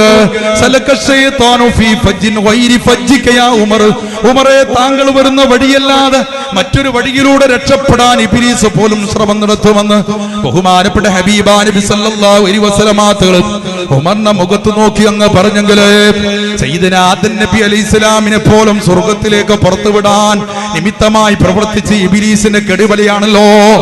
മനുഷ്യന്റെ രക്തമോടുന്ന ഭാഗത്ത് മുഴുവനും യഥാർത്ഥത്തിൽ ഇബ്ലീസിന്റെ കടികൾ ഒഴുകുമെന്ന് ഹബീബാ നബി പറഞ്ഞതാണല്ലോ. എന്നിട്ട് പോലും ഉമറിന്റെ രക്തത്തിൽ ഇബ്ലീസ് ഒഴുകില്ലെന്ന് മാത്രമല്ല, ബഹുമാനപ്പെട്ട ഉമർ ഉണ്ടെങ്കിൽ ആ വഴിയിൽ നിന്ന് ഇബ്ലീസ് മാറി നിൽക്കുമെന്നാണ് ബഹുമാനപ്പെട്ട ഹബീബാ നബി സല്ലല്ലാഹു അലൈഹി വസല്ലമ തങ്ങൾ പ്രഖ്യാപിച്ചത്. ആ ഉമറിന്റെ പേരല്ലേ മജ്ലിസിനോട് നമ്മൾ പറഞ്ഞുകൊണ്ടിരിക്കുന്നത്. എന്റെ പ്രിയപ്പെട്ടവരെ, സന്നിഗ്ധ ഘട്ടത്തിൽ അവരല്ലേ നമ്മൾ വിളിച്ചുകൊണ്ടിരിക്കുന്നത്. ഒരു മനുഷ്യന്റെ മരണഘട്ടമല്ലേ ജീവിതത്തിലെ പ്രയാസപ്പെട്ട ഘട്ടമെന്ന് പറയുന്നത്. ആ ഘട്ടത്തിൽ സഹായിക്കാൻ ബദരീങ്ങൾ വരുമെന്ന കാര്യം തീർച്ചയല്ലയോ. ബഹുമാനപ്പെട്ട ഹബീബാ നബി സല്ലല്ലാഹു അലൈഹി വസല്ലമ തങ്ങളല്ലേ ഒരു തവണ കൃത്യമായി നമ്മോട് ഓർമ്മപ്പെടുത്തുന്നത്. ഒരു മനുഷ്യന്റെ ഏറ്റവും പ്രയാസപ്പെട്ട ഘട്ടമെന്ന് പറയുന്നത് ആ മനുഷ്യന്റെ മരണമാണ്. ആ മനുഷ്യന്റെ മരണമാണ്. ജീവിതത്തിൽ ഒരുപാട് അഭിലാഷവുമായി നടക്കുമ്പോഴും ആ മനുഷ്യനെ അറിയാതെ മാടി വിളിക്കുകയാണ് മരണമെന്ന് പറയുന്നത്.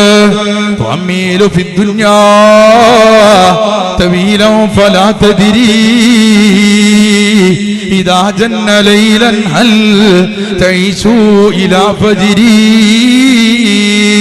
وكم من صحيح مات من غير علة وكم من مريض عاش دهرا إلى دهري تؤمل في الدنيا തവീലം ഫലാ തദ്രി.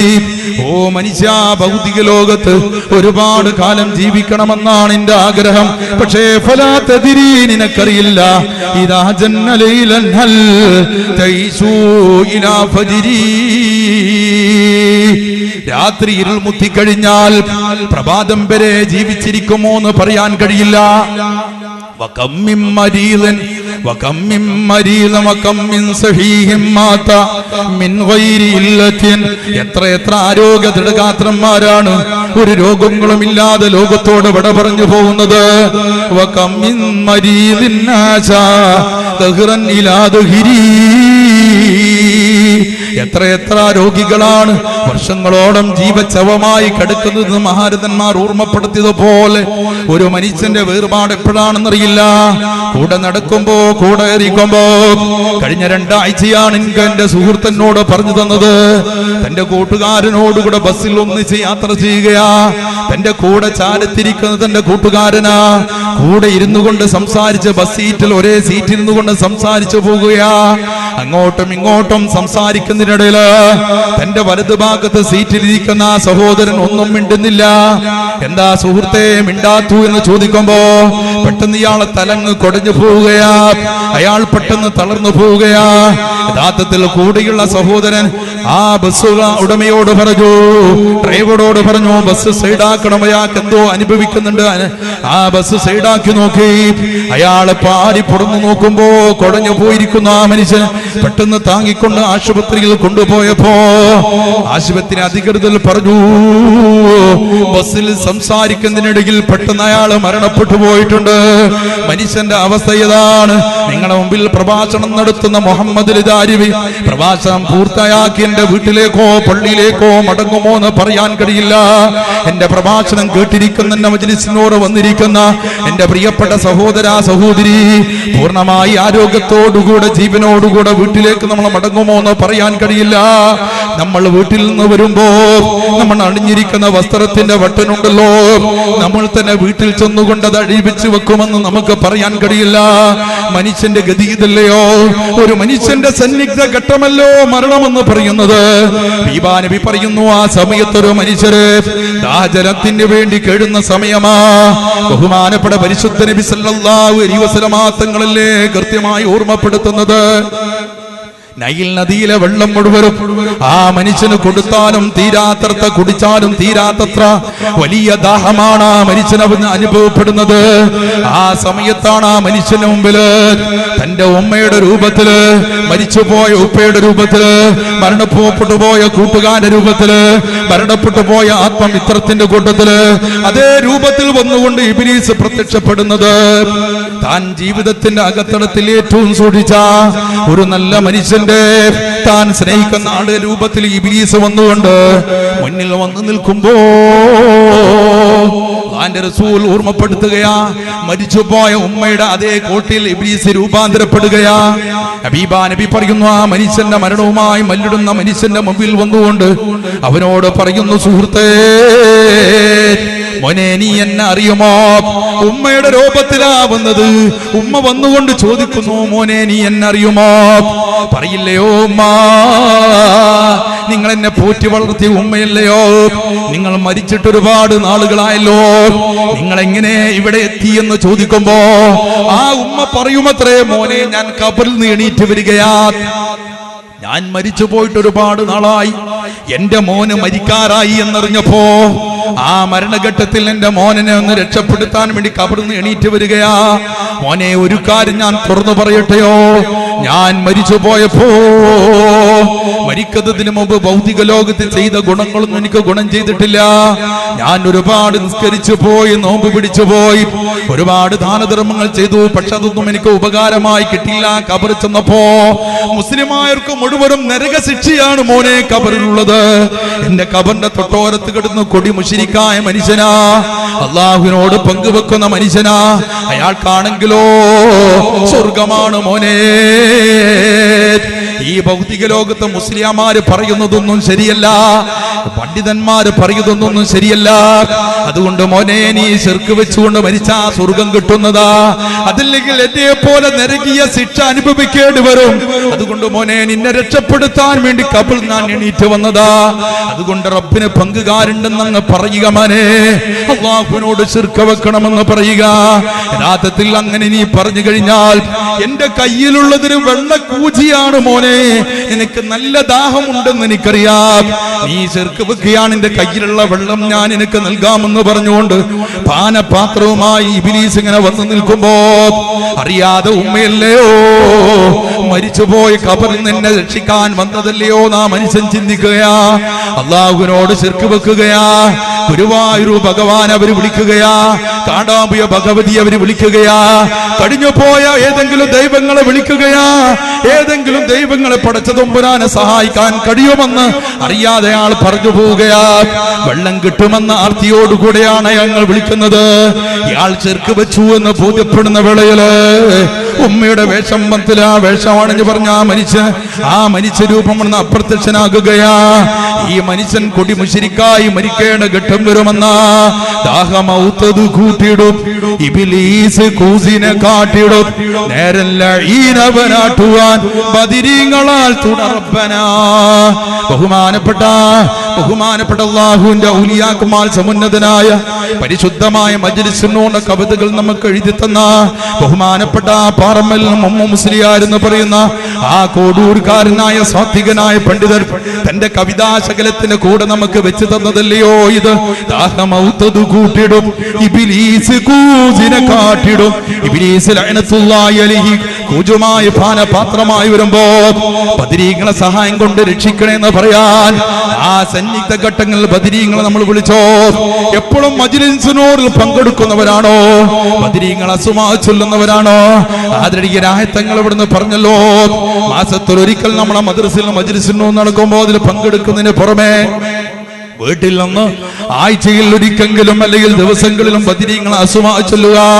ആ ബദരീങ്ങളെ അസുമാ ചൊല്ലുമ്പോ ബദരീങ്ങൾ അവിടെ ഹാദിറാകുന്നതാ. മരണകേട്ടെങ്കിലും ആ ബദരീങ്ങളെ അസുമാ ചൊല്ലുമ്പോ എന്റെ പ്രിയപ്പെട്ടവരെ നമ്മുടെ മനസ്സിലേക്ക് ആദ്യം ഓടി വരിക എന്താ? നമ്മുടെ പരിചയമായ മജ്ലിസിനൂറിൽ ചെല്ലാറുള്ള ബദരീങ്ങളെ അസുമാ അല്ലയോ? അതുകൊണ്ട് അവിടെ ഘട്ടത്തിൽ നമ്മൾ വിളിച്ചു പറയുന്നു, ബദരീങ്ങള് സഹായിക്കണേ എന്ന് പറയുമ്പോ അവിടെ ബഹുമാനപ്പെട്ട അബൂബക്കർ സിദ്ദീഖ് എന്നവർ ഹാദിറാകുന്നതാ, ഉമർ ബിൻ ഖത്താബ് എന്നവർ ഹാദിറാകുന്നതാ, മഹാന്മാരായ ബദരീങ്ങളെ ഹാദിറാകുന്നതാ. ആ ബദരീങ്ങളെ ഹുദൂർ ഉണ്ടാകുമ്പോ മരണവുമായി മല്ലിടുന്ന മനുഷ്യനുണ്ടല്ലോ, ആ മനുഷ്യന്റെ മുമ്പിലേക്ക് ഇബ്ലീസ് കടന്നു വരുന്നില്ല. കാരണം ഹബീബാ നബി ഉമറിനോട് പറഞ്ഞതെന്താ? ഉമറെ, താങ്കൾ ഒരു വഴിക്ക് വരുമ്പോ ഇബ്ലീസ് ആ വഴിക്കുണ്ടെങ്കിൽ രക്ഷപ്പെടാൻ ശ്രമം നടത്തുമെന്ന. ബദരീങ്ങൾ അവിടെ ഹാദിറാകുന്ന വേളയിൽ ഇബ്ലീസ് വിട്ടു നിൽക്കുന്നതാ.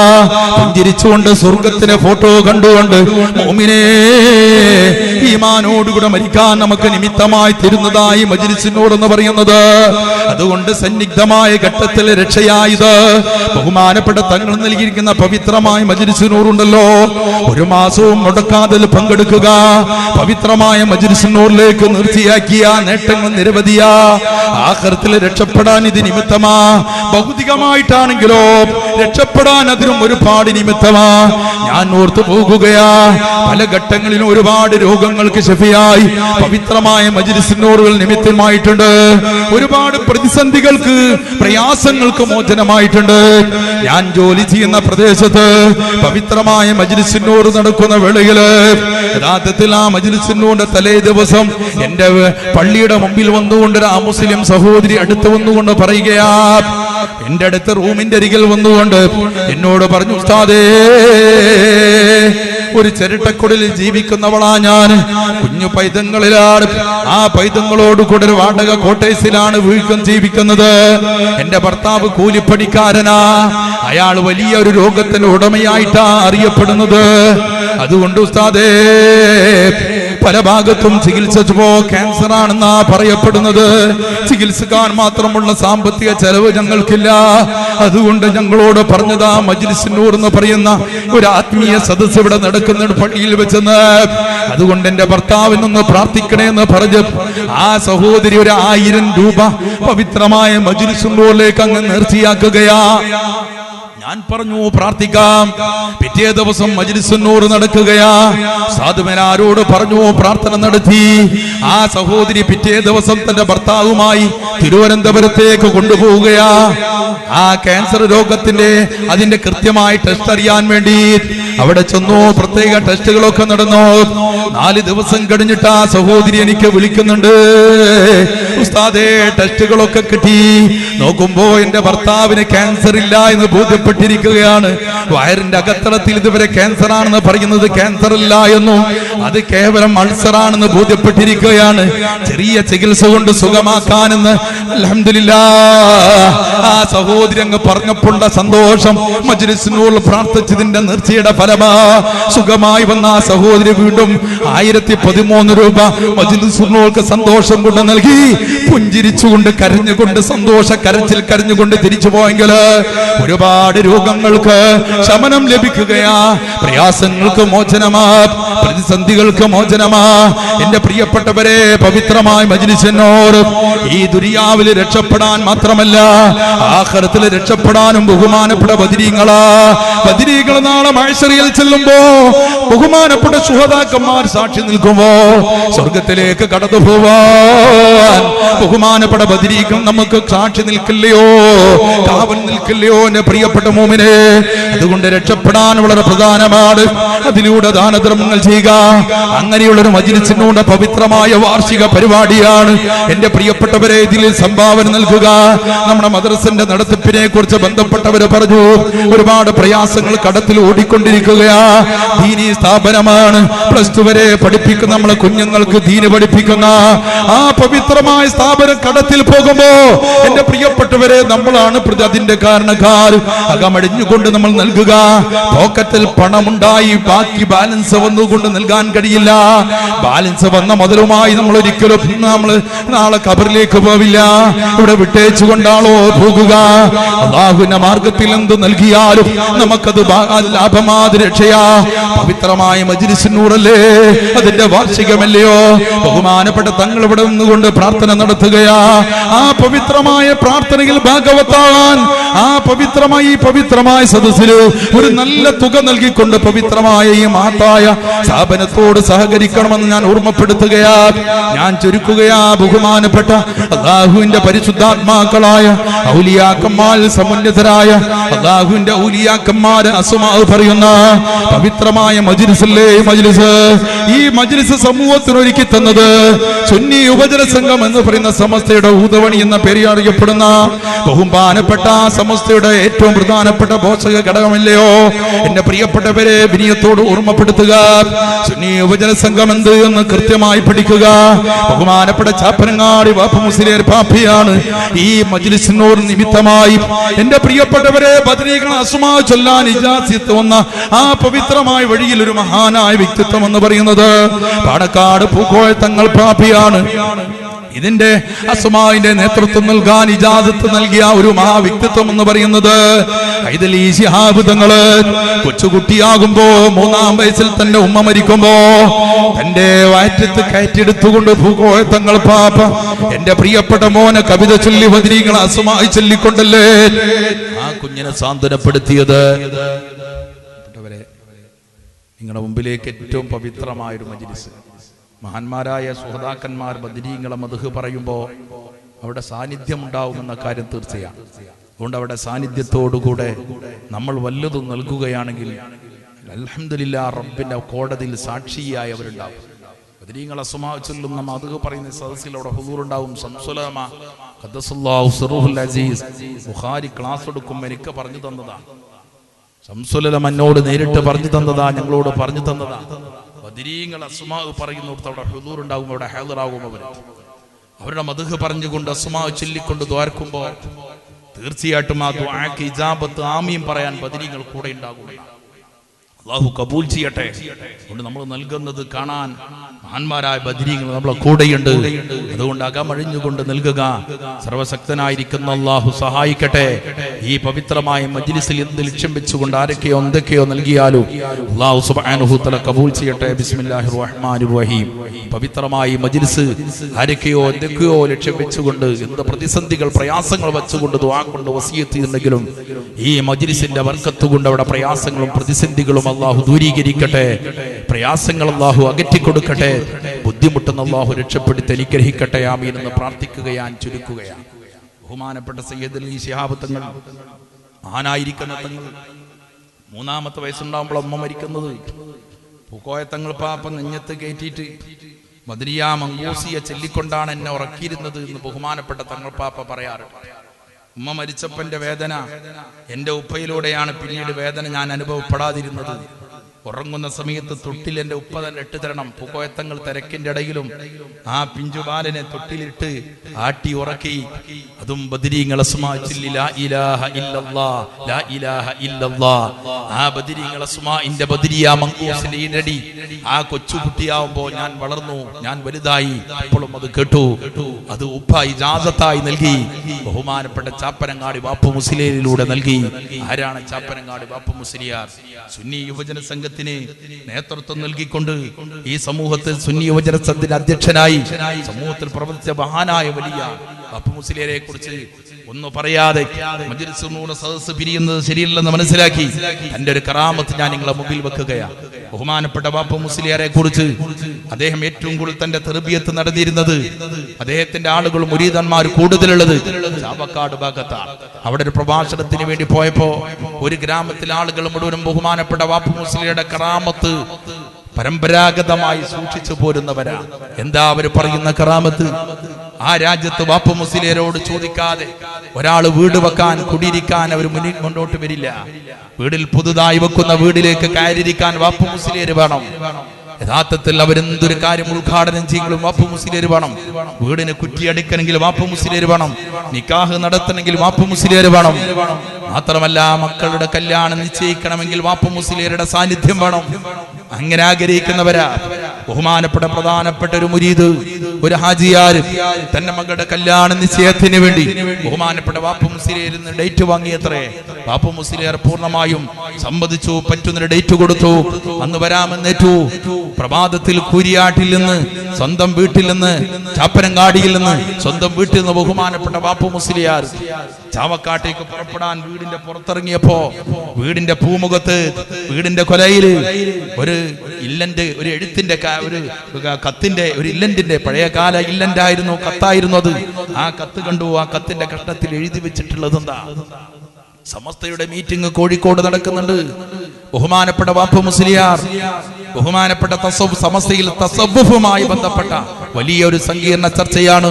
അതുകൊണ്ട് നിങ്ങൾ അതിൽ പങ്കെടുക്കാൻ പ്രഭാതത്തിലെത്തണമെന്ന് പറഞ്ഞപ്പോ ബഹുമാനപ്പെട്ട ആദരികരായ ബാപ്പു മുസ്ലിയാർ പാപ്പ കല്യാണ നിശ്ചയത്തിലേറെ വലത് സമസ്തയുടെ തസവ്വുഫിന്റെ മീറ്റിംഗ് ആണല്ലോ, അങ്ങോട്ട് പോവാമെന്ന് തീരുമാനിച്ചൊരു മുത്തഅല്ലിമിനെ കൂടെ കൂട്ടി കോഴിക്കോട് പോയി സമസ്തയുടെ തസവ്വുഫിന്റെ ചർച്ചയില്ല. സമയം വഴുകുമെന്ന് കണ്ടപ്പോ ബഹുമാനപ്പെട്ട ബാപ്പു മുസ്ലിയാർ കൂടെയുള്ള മുത്തഅല്ലിമിനെ വിളിച്ചുകൊണ്ട് പറഞ്ഞു, അദ്ദേഹം പറഞ്ഞു, മോനെ നീ ചാവക്കാട് പോവണം.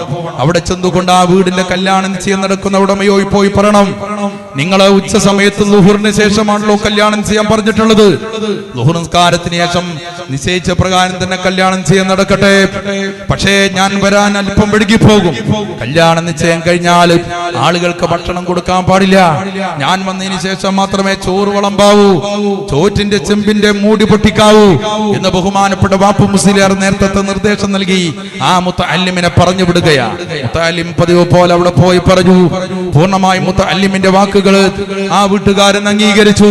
ളുഹുറിന്റെ സമയമായി. ളുഹുർ നിസ്കാരം ജമാഅത്ത് കഴിഞ്ഞു. വീട്ടിലേക്ക് ആളുകൾ ഒഴുകി വന്നു. ആളുകളിടയിൽ നിന്ന് കല്യാണം ചെയ്യാൻ മനോഹരമായി കഴിഞ്ഞു. പക്ഷേ കല്യാണം ചെയ്യാൻ കഴിഞ്ഞപ്പോ ചോറ് വിളമ്പുന്നില്ല. കുറെ ആളുകൾ കുറെ സമയം കാത്തുനിന്ന് ചോദിക്കാൻ തുടങ്ങി, എന്താ ഭക്ഷണം വിളമ്പാത്തത്?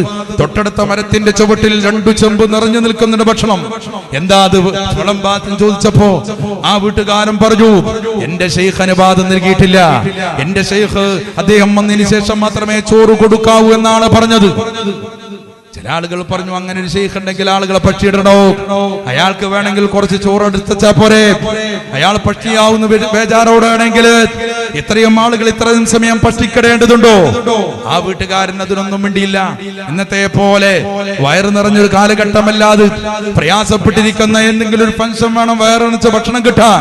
അതുകൊണ്ട് ആളുകളും എന്ത് തിടുക്കമുണ്ടെങ്കിലും ആളുകൾ പോവില്ല ഭക്ഷണം കിട്ടാതെ. മണിക്കൂറുകളോളം ആളുകൾ കാത്തുന്നു. ചില ആളുകൾ മുറുമുറുക്കാൻ തുടങ്ങി. അതിന്റെ ഇടയിലാണ് അസംസ്കാരത്തോടടുത്ത സമയത്ത് ബഹുമാനപ്പെട്ട വാപ്പു മുസ്ലിയാർ അതിവേഗത്തിൽ കടന്നു വരുന്നുണ്ട്. വാപ്പു മുസ്ലിയാരെ കണ്ടാൽ കേവലം ഒരു വെളുത്ത തോർത്തുകൊണ്ട് തലയിൽ കൊട്ടുന്ന വലിയ ഒരു താടിയുമല്ല, ഒരു വിട്ട് താടിയുള്ള വലിയ പൊക്കമില്ലാത്ത അല്പം തടിയുള്ള സാധാരണ ഒരു നാടൻ മനുഷ്യന്റെ രൂപമാ വാപ്പു മുസ്ലിയാർ. അയാളെ വരവ് കണ്ടപ്പോ ആളുകളൊക്കെ പറഞ്ഞു, ഈ കാക്കാനെ കട്ടുതാ കാത്തു നിന്നത് ഇങ്ങനെ പ്രയാസപ്പെടേണ്ടിയിരുന്നോ? ചില ആളുകളൊക്കെ പറഞ്ഞപ്പോ ചില ആളുകൾ പറഞ്ഞു, വലിയ മഹാനാണ്, അങ്ങനെ പറയാൻ പാടില്ല. ആരും അതിന് ചെവി കോർത്തില്ല. ബാപ്പു മുസ്ലിയാർ വീട്ടിലങ്ങ് വന്നു. വീട്ടുകാരനോട് ചോദിച്ചു, എവിടെ ഭക്ഷണം? വീട്ടുകാരൻ പറഞ്ഞു, ആ മരത്തിന്റെ ചോട്ട. ബഹുമാനപ്പെട്ട ബാപ്പു മുസ്ലിയാർ നേരെ മരത്തിന്റെ ചോട്ട് പോയി. ചെറുപ്പക്കാരൊക്കെ വിളിച്ചുകൊണ്ട് ഒരു കാലിച്ചമ്പ് കൊണ്ടുവരാൻ വേണ്ടി പറഞ്ഞു. കാലിച്ചമ്പ് കൊണ്ടുവന്നു. ആ കാലിച്ചമ്പിലേക്ക് ആ ചെമ്പിന്റെ ഭക്ഷണമുള്ള ചെമ്പിന്റെ മൂടി അങ്ങ് പൊട്ടിച്ച് ബാപ്പു മുസ്ലിയാർ കോരി കൊണ്ടുവന്നുകൊണ്ട് ആദ്യം ഒരു കോരി ചോറ് അതിലേക്ക് വാരിട്ടു. പിന്നീട് ആളുകളോട് പറഞ്ഞു, ഈ ചോറ് മുഴുവൻ ഈ കാലിച്ചമ്പിലേക്ക് കോരിടണം. ആളുകൾ ആകാംക്ഷയോടുകൂടെ കാത്തു നിൽക്കുന്നു. എന്തിനാണ് ഇതെന്നറിയില്ല. ആളുകൾ ചുറ്റുഭാഗത്തും ആകാംക്ഷയോടുകൂടെ കാത്തു നിൽക്കുകയാണ്. ഭക്ഷണം മുഴുവനും കോരിയിട്ട് അവസാനം ഭക്ഷണം ആ ചെമ്പിന്റെ അടിഭാഗത്തെത്തിയപ്പോ ചെമ്പിന്റെ ആ ചട്ടകത്തിൽ എന്തോ തടയുന്നുണ്ട്. വീണ്ടും ഭക്ഷണം കോരിടുമ്പോ അടിഭാഗത്ത് വലിയൊരു മൂർക്കം പാമ്പ് ചത്ത് ചുരുണ്ട് കിടക്കുകയാ. ആളുകൾ ആശ്ചര്യപ്പെട്ടു പോയി മുഖത്തോട് മുഖം നോക്കുന്നു. എന്താണ് ഇവിടെ സംഭവിച്ചെന്ന് അറിയില്ല. ബഹുമാനപ്പെട്ട ആദരണീയരായ ബാപ്പു മുസ്ലിയാർ അവിടുന്ന് വിശദീകരിച്ചു കൊടുത്തു. കോഴിക്കോട് സമസ്തയുടെ മീറ്റിംഗ് നടക്കുമ്പോ ഈ ചെമ്പിലേക്ക് ഒരു പാമ്പ് ചാടിയത് ഞാൻ കണ്ടതാ. അപ്പോഴാണ് ഞാൻ മുത്തഅല്ലിമിനെ പറഞ്ഞയച്ചത്. യഥാർത്ഥത്തിൽ നിങ്ങളൊരു വലിയ മരത്തിന്റെ ചോട്ടാണ് ഭക്ഷണം പാകം ചെയ്തത്. ഈ വലിയ മരത്തിന് ഒരു വലിയ പൊത്തുണ്ട്. ആ പൊത്തിന്റെ അകത്തടത്തിൽ വലിയ ഒരു സർപ്പം ഉണ്ടായിരുന്നു. നിങ്ങൾ തീ കത്തിച്ചപ്പോ അതിന്റെ പുകയും ചൂടുമൊക്കെ ഉണ്ടായപ്പോ ഗത്യന്തരമില്ലാതെ ആ സർപ്പം ചൂടുകൊണ്ട് ആ ചെമ്പിലേക്ക് അങ്ങ് വീണു പോവുകയാ. മറ്റു മസാലകളും മറ്റുമിട്ടപ്പോ അത് വീണു പോയത് നിങ്ങൾ കണ്ടില്ല. ആ വലിയ പാമ്പ് അടിഭാഗത്ത് ഇങ്ങനെ ഉണ്ടായിരുന്നു.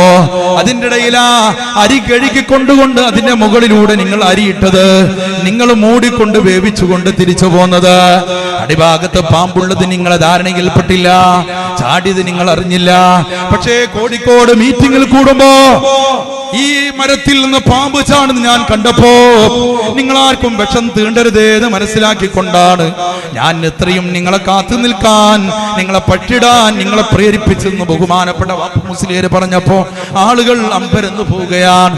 ജീവിച്ച അല്ലാഹുവിന്റെ ഔലിയാക്കന്മാരിൽ സമുന്നതനായ ബഹുമാനപ്പെട്ട ആദരണീയരായ വാപ്പു മുസ്ലിയാർ റളിയല്ലാഹു തആല അൻഹു ചാപ്പനങ്ങാടി പരങ്കുച്ചിക്കലാണ് ആ മഹാന്റെ മഖബർ എന്ന് പറയുന്നത്. എന്റെ പ്രിയപ്പെട്ടവരെ, സമസ്തയെ നിയന്ത്രിച്ചവരാണ്. സുന്നി യുവജന സംഘത്തിന് നേതാവ് അവരാണ്. എന്റെ പ്രിയപ്പെട്ടവരെ, അവനിലൂടെയാണ് ഈ പവിത്രമായ മജ്‌ലിസ് നൂർ കടന്നു വരുന്നത്. മങ്കർഫത്ത് പാപ്പാമ്പർത്ത തങ്ങൾ പാപ്പയിലൂടെയാണ്, പൂക്കോയ തങ്ങൾ പാപ്പയിലൂടെയാണ്. അതുകൊണ്ട് തന്നെ മജ്‌ലിസ് നൂർ ഫവർ കൂടുകയാ. കൂടി ഇരുന്നു കൊണ്ട് ദുആ ചെയ്യുമ്പോ നമ്മുടെ ദുആക്ക് ഇജാബത്ത് ലഭിക്കുകയാ. അൽഹംദുലില്ലാഹ്. അതുകൊണ്ട് തന്നെ ആയിരങ്ങൾ ഒഴുകി വരികയാ. എവിടെയാണ് മജ്‌ലിസ് നൂർ തേടി വരികയും നിർത്തിയാക്കുകയാ. നിർത്തിയാക്കിയാൽ പൂർണ്ണമായും അതിന് പ്രതിഫലം ലഭിക്കുന്നു. ദുനിയാവിലും ആഖിറത്തും നമുക്ക് രക്ഷപ്പെടാൻ ബഹുമാനപ്പെട്ട തങ്ങൾ നമുക്ക് നൽകിയ വലിയ ഒരു രക്ഷാ കവചമാണ് പവിത്രമായ ബദരീങ്ങൾ അസ്മാ ചൊല്ലുന്ന മജ്‌ലിസ് നൂർ എന്ന് പറയുന്ന ബദരിയ മങ്കൂസിയ. മുഅ്മിനെ സൂക്ഷിക്കടേ, അവിടെ ഹുദൂർ ഉണ്ടാകുന്നതാ. അവരുടെ അസ്മാ ചൊല്ലുമ്പോ പുഞ്ചിരിച്ചുകൊണ്ട് മരിക്കാകുന്നതാ.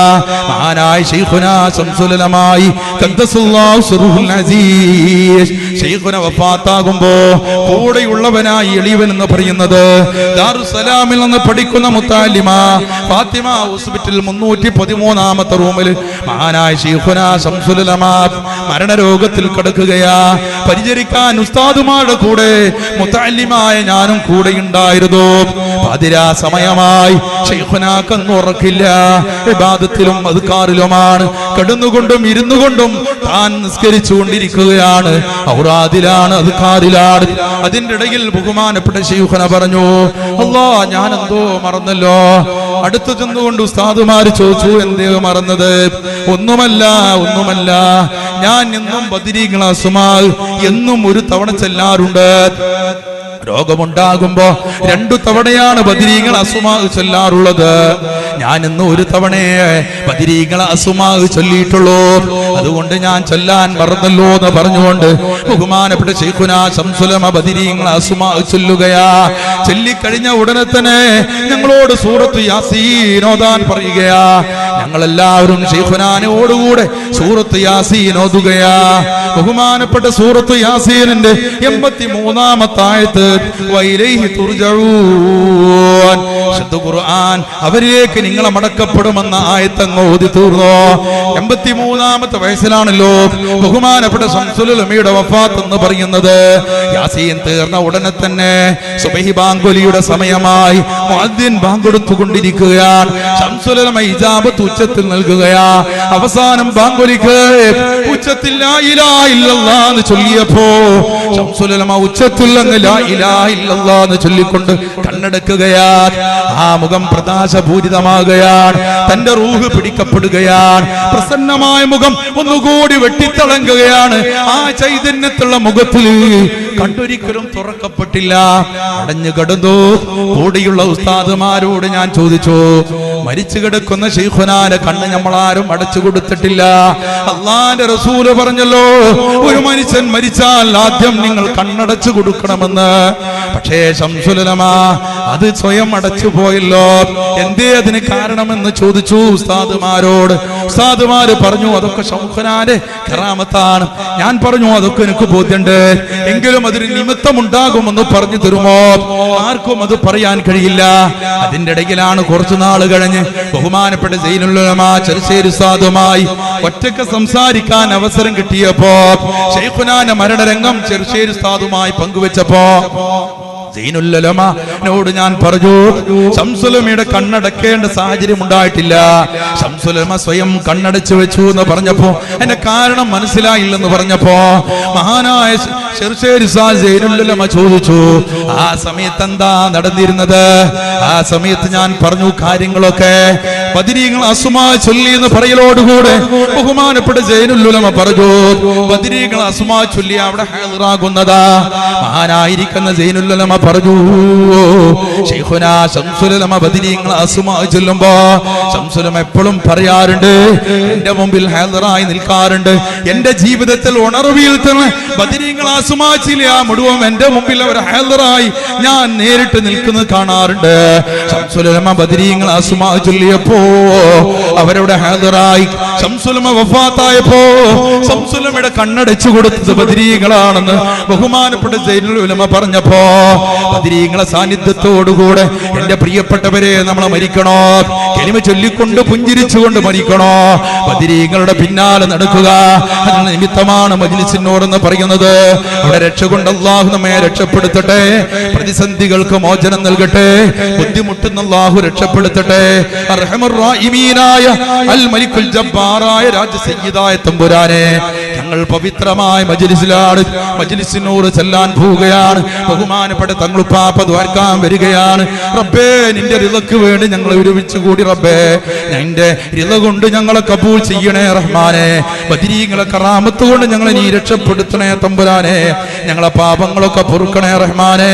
ഞങ്ങളെ പോറ്റി വളർത്തിയ മാതാപിതാക്കന്മാർക്ക് നീ പുറത്തു കൊടുക്കണേ റഹ്മാനെ.